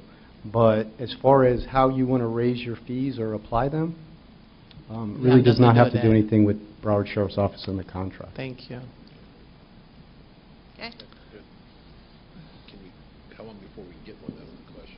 Yeah. All right, well, we can move along with it. Anybody have any objections to it? No. No, as long as we can move on with it. Get somebody Yeah, I else. just said we can move on with it. I'll see you in 2 weeks. All right, see you in 2 Okay. weeks. Commissioner comments. Commissioner Brandon Marty. Good. Commissioner Grace. First of all, I want to thank the Chamber and the City of Dania Beach for the hurricane readiness. I think it was really a fantastic job. Out of all the ones that we have done in the past, I think this was the most informative one that we've had in quite some time. Fabulous job. We went to 2 ribbon-cutting ceremonies on last Friday. One was for the preschool at the Collins store, CRA, and I was really happy to see almost 100 people show up at that ribbon-cutting ceremony, and at the same time to wish Mr. Collins, Sterling Collins, a happy birthday. He's 99 years old. Wow. And so it was really nice to be a part of that. We do have a new restaurant in the city of Dania Beach. It's Joe's Grill. I was really happy with the quality of the food and the quality of service. I'm telling you, if you have not gone there, it's right across the street from Miami Subs, and I think that you will be pleasantly surprised. It's family owned, so please go in and support them. I want to thank Parks and Recreation. Hakeem, you and your staff have done a phenomenal job, and especially with the preparation of the Dania After Dark, helping with the hurricane readiness, the after-school programs for the Meals for Our Children, and to see as many children at those locations that are utilizing the program. And so I take my hat off to you. I know it's a lot to do, but you guys have mastered it, and I really think that your staff has been phenomenal, and I just tell you to keep up the work. I'm very pleased with what you're doing. I appreciate it so much. The last thing I want to tell you, and I think through the mayor, through the city attorney, do we not need to discuss the Oasis thing, because do we need to discuss that? If you want, what I'll do is incorporate the discussion from the CRA into the minute. Okay, so we're good. Into this. Okay. And the last thing is Happy Father's Day. Thank you. Commissioner Salvino. Thank you, Mayor. I just wanted to address one thing to, I guess, Parks and Recreation or Public Works, whoever's in charge of it. I've had 2 complaints, believe it or not, in 2 days about the new signs that are on the beach that says backup parking. And you can't see it says backup parking. It's very dark. So I don't know how we're going to rectify it, but I got to tell you, it needs to be changed because My son-in-law got a ticket. You cannot see backup parking on that sign unless you get right up to it. No back-in parking? The no back-in parking? You can't back in there, no. Yeah. Oh. Okay?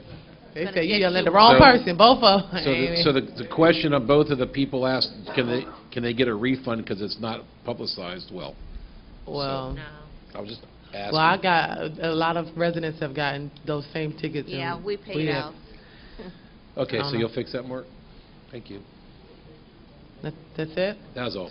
I'm reiterating everything Bobby said because I did everything with her. Vice Mayor? Thank you. First of all, thank you, Mayor. Thank you for everybody for sticking up and staying up late. I mean, hanging out and staying up late. Hanging out.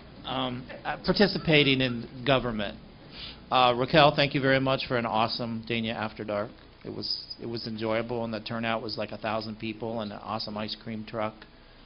And it was very well done. I can't wait till the next one. While we're talking about the beach, the Dania Beach Bar and Grill, I think, needs some attention from us as far as their lease and continuing for them to operate in an expeditious manner. I think they're current on payments, but when the lease was negotiated in 1999, it was they basically gave it to them. So we need to renegotiate the lease. As far as Broward County goes, the 1 penny sales tax initiative is coming back again from Broward County. So that will be on the ballot in November. Today at the Broward County Commission, the Saratoga Crossings project passed unanimously on the consent agenda. Good, so Joe. that will be going, site plans and permits and everything should be going, what we say, 45 to 60 to 90 days, about. Was it for the same exact site plan that we saw, or was it for a less amount? It's the same. Okay. It's the same.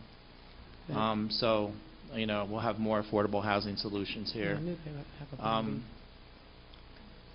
I was elected to serve as co-chair with the MPO on a roundtable steering committee with Gloria Battle, Commissioner of Deerfield, Mickey Belvedere of Coconut Creek, Michelle Gomez, of Mayor of Tamarack, Mayor Josh Levy, Hollywood, Commissioner Lisa Malozzi of Cooper City, Mayor Mike Ryan of Sunrise, and Commissioner Beverly Williams of Lauderdale Lake. So we had our first meeting the other day, and one of the things that they talked about was, you know how the express lanes go through Dania Beach, that there's a way that we can harness the revenue from those express lanes from, let's say, Sheridan Street to the end of the Dania Beach city line, that we can harvest that revenue. Instead of going it to the state, it will come back to the city.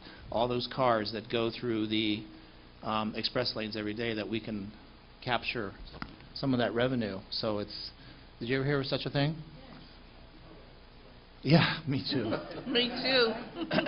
So there's a way to do that, and we just had our first meeting, so there were 17 projects listed. So any of you out there that have any transportation requests or needs or questions, email me, and I'll try to get it in front of the steering committee, because we make the recommendations to the MPO now. So, and then the League of Cities asked me to serve on the, listen to this, appointed to the League of Cities to the Broward County School Board's Oversight Committee for implementation of the interlocal agreement for public school facility planning. Look at you. So, Yeah. I'm happy to serve, because that could impact us when we are after the Olson School Project. You got it. It's about facilities planning and what they want to do. So, Look, all of it. and then I had a conversation today about the banners for construction banners, and using the city logo on a construction banner. That's part of the scrim that goes around a construction project. Now, with our new city logo, let's say on a you know, a new Marriott hotel, with a rendering of the hotel with the city logo in like the lower left-hand corner, are there any restrictions for the project using the city logo? Does anyone know? We're reluctant to require developers to do it. If they do use it, they would get the city's, if they want to use it, they would get the city's permission to do it. So just like a letter? Like using it for anything else. When you want to use the city's logo, it needs commission approval. Okay, because the city, I mean, would be a partner with the project, because basically all the permits and everything have to go through us. So, I mean, they're paying us a fee for them to use our logo. So, do you understand what I'm saying? You want to speak? And that's all I have, but I just wanted to bring that and one more thing. Williams, CRA Director. We've had a conversation, the City Attorney as well as Community Development and some outside counsel, and we're going to be creating an administrative policy that would dictate how we go about doing that, because we want the Commission to be able to approve this for particular projects in particular corridors, so it wouldn't be everywhere or anywhere in the city, but at specific locations and for specific land uses. Okay, thanks. Thanks. And then wait, one more thing while you're up here. Sorry, it's been a long night. Winn-Dixie Plaza. The Chase Bank is closing and moving their branch over to Sheridan Street in York. So that will be another empty building in Winn-Dixie Plaza. Are you aware of any development plans on that site at all? Because there will be just yet another empty building on that piece of property, though. Did you know that the bank was moving? Yes. Yeah, we had heard that. We had heard that. No, there aren't any immediate projects planned for that site. Because the banner that the real estate company put out there is bigger than the bank sign. For sale. Yeah, because the bank is leaving. They sent me Got they sent me $1 million Okay. plus, you can get it. Bill. Oh. Okay. All right, that's all. Thank you, everybody, for staying. Thank you, thank you. All right. Number one, we met with Josh Gabaton, and I had great meetings and ideas with him. The one thing when we're trying to secure funding, and he was speaking about certain certain things that I wanted to get funded, like some of our mentoring programs. That wouldn't be a cost to the city, but would be a way to collect federal dollars. But the issue is we don't have anything in our resolutions or in our city that supports these types of programs. And so I'm going to be looking into creating a resolution with him that we could possibly use in order to create federal funding so we can have certain programs here. I asked him why we are not qualified for a lot of these different grants, and he said it's because we don't have in writing a lot of the things that we support. And so when you go and you apply for these grants, those are some of the requirements. So it won't cost the city a dime, but I'll bring it back to you. So that's something that I am working on. I want to know what do we do, or what are our procedures for residents when they turn 100 years old. We have a resident that is turning 100 on October the 12th, and her this must be her great-granddaughter or her granddaughter, is planning a party. I'm not sure what we do, what we provide for them. Does anyone know? Oh, Commissioner Grace? In the past, what we have done is that we did a proclamation and we presented them with a key to the city of Dania Beach. I know that the governor of Florida also does a proclamation, and if you ask whoever our representative is for Congress, they would do the same thing. So that's what we've done in the past. I didn't know whether you wanted to create something different, but that was easy fix for us. I don't want to recreate the wheel. Can we work on that, Assistant City Manager? Yes, usually these type of things, commissioners request it, and we'll accommodate that. It's easy. So you said Congress, governor, and city? Yes. Proclamations and a key to the city. Also, if you ask the president, he will do a certificate or something. Our football camp for the Danby Beach Dolphins, we had a free football camp at the University of Miami for the Danby Beach Dolphins. And not for the Danby Beach Dolphins, it was for anyone to attend a certain age group, but it was free of charge. It was at Mills Ponds Park. Last night, I drove myself crazy with about 25 to 10-year-olds. I probably never do it again. Oh my gosh. Yeah, I rode the bus. I lost my mind. But I love what's happening with our youth. Those are experiences. They got a chance to take pictures with the football coach, meet some of their favorite past players and current players. And I just think that is an experience that many of them will probably never forget. I think that's all that I had. And that's all that I have. And happy Father's Day to all the fathers, and thank you all for staying up this late at night. Bill's not up. He's falling asleep. He done put his laptop away. Appointments. We have General Employee Pension Board Commission appointment. We have only one, I believe, that's going to be up for discussion, and that's the one from 2018 to 2019. Dorothy Olive? Yes, ma'am. Okay, Dorothy so Olive. has she... Her term expires June 22nd. Has she said that she would like to continue? Yes. Okay, so can we reappoint her? Yes. Okay. And then the Florida League of Cities. Bill will be our voting delegate, and I will back him up if you want. This will be my last hurrah. So, hurrah. Taking it, whether he likes it or not. All right. Need a motion and a second for those two? Second. So, okay. All in favor? Aye. Administrative reports. City Manager. Yes, Mayor. One item I think the CRA director raised in her meeting was the change in the TAP grant, removing Northwest First Street from one of those grants. We're going to go ahead and do that. Okay. Raquel brought that. And it's just a follow-up on the special event approval for TNT. They've been doing that event for so many years. You should just reflect that they'll have their special event permit, providing they provide with the usual and customary comments by the staff. Thank you. Okay. City Attorney. I know the Vice Mayor had some questions about medical marijuana treatment centers, but I'm not sure what your questions are. I can tell you, we do know there is one that has undergone review and zoning approval was received last week. It's on Sterling and Fippins Road, that old butcher shop on the Fifth Avenue block, or 5th block of Sterling Road, is going through the process. Otherwise, there's, let me see, I have a bunch of stats. There's 13 medical marijuana treatment centers in different stages of licensing, and there are approved retail dispensing locations statewide, 39. The closest one I can see is in Lake. None of them are in Broward County. One is working on its way through Hollywood, but it's not been licensed. So there are 2 in Miami, one in Miami Beach, Kendall, but nothing here in Broward County.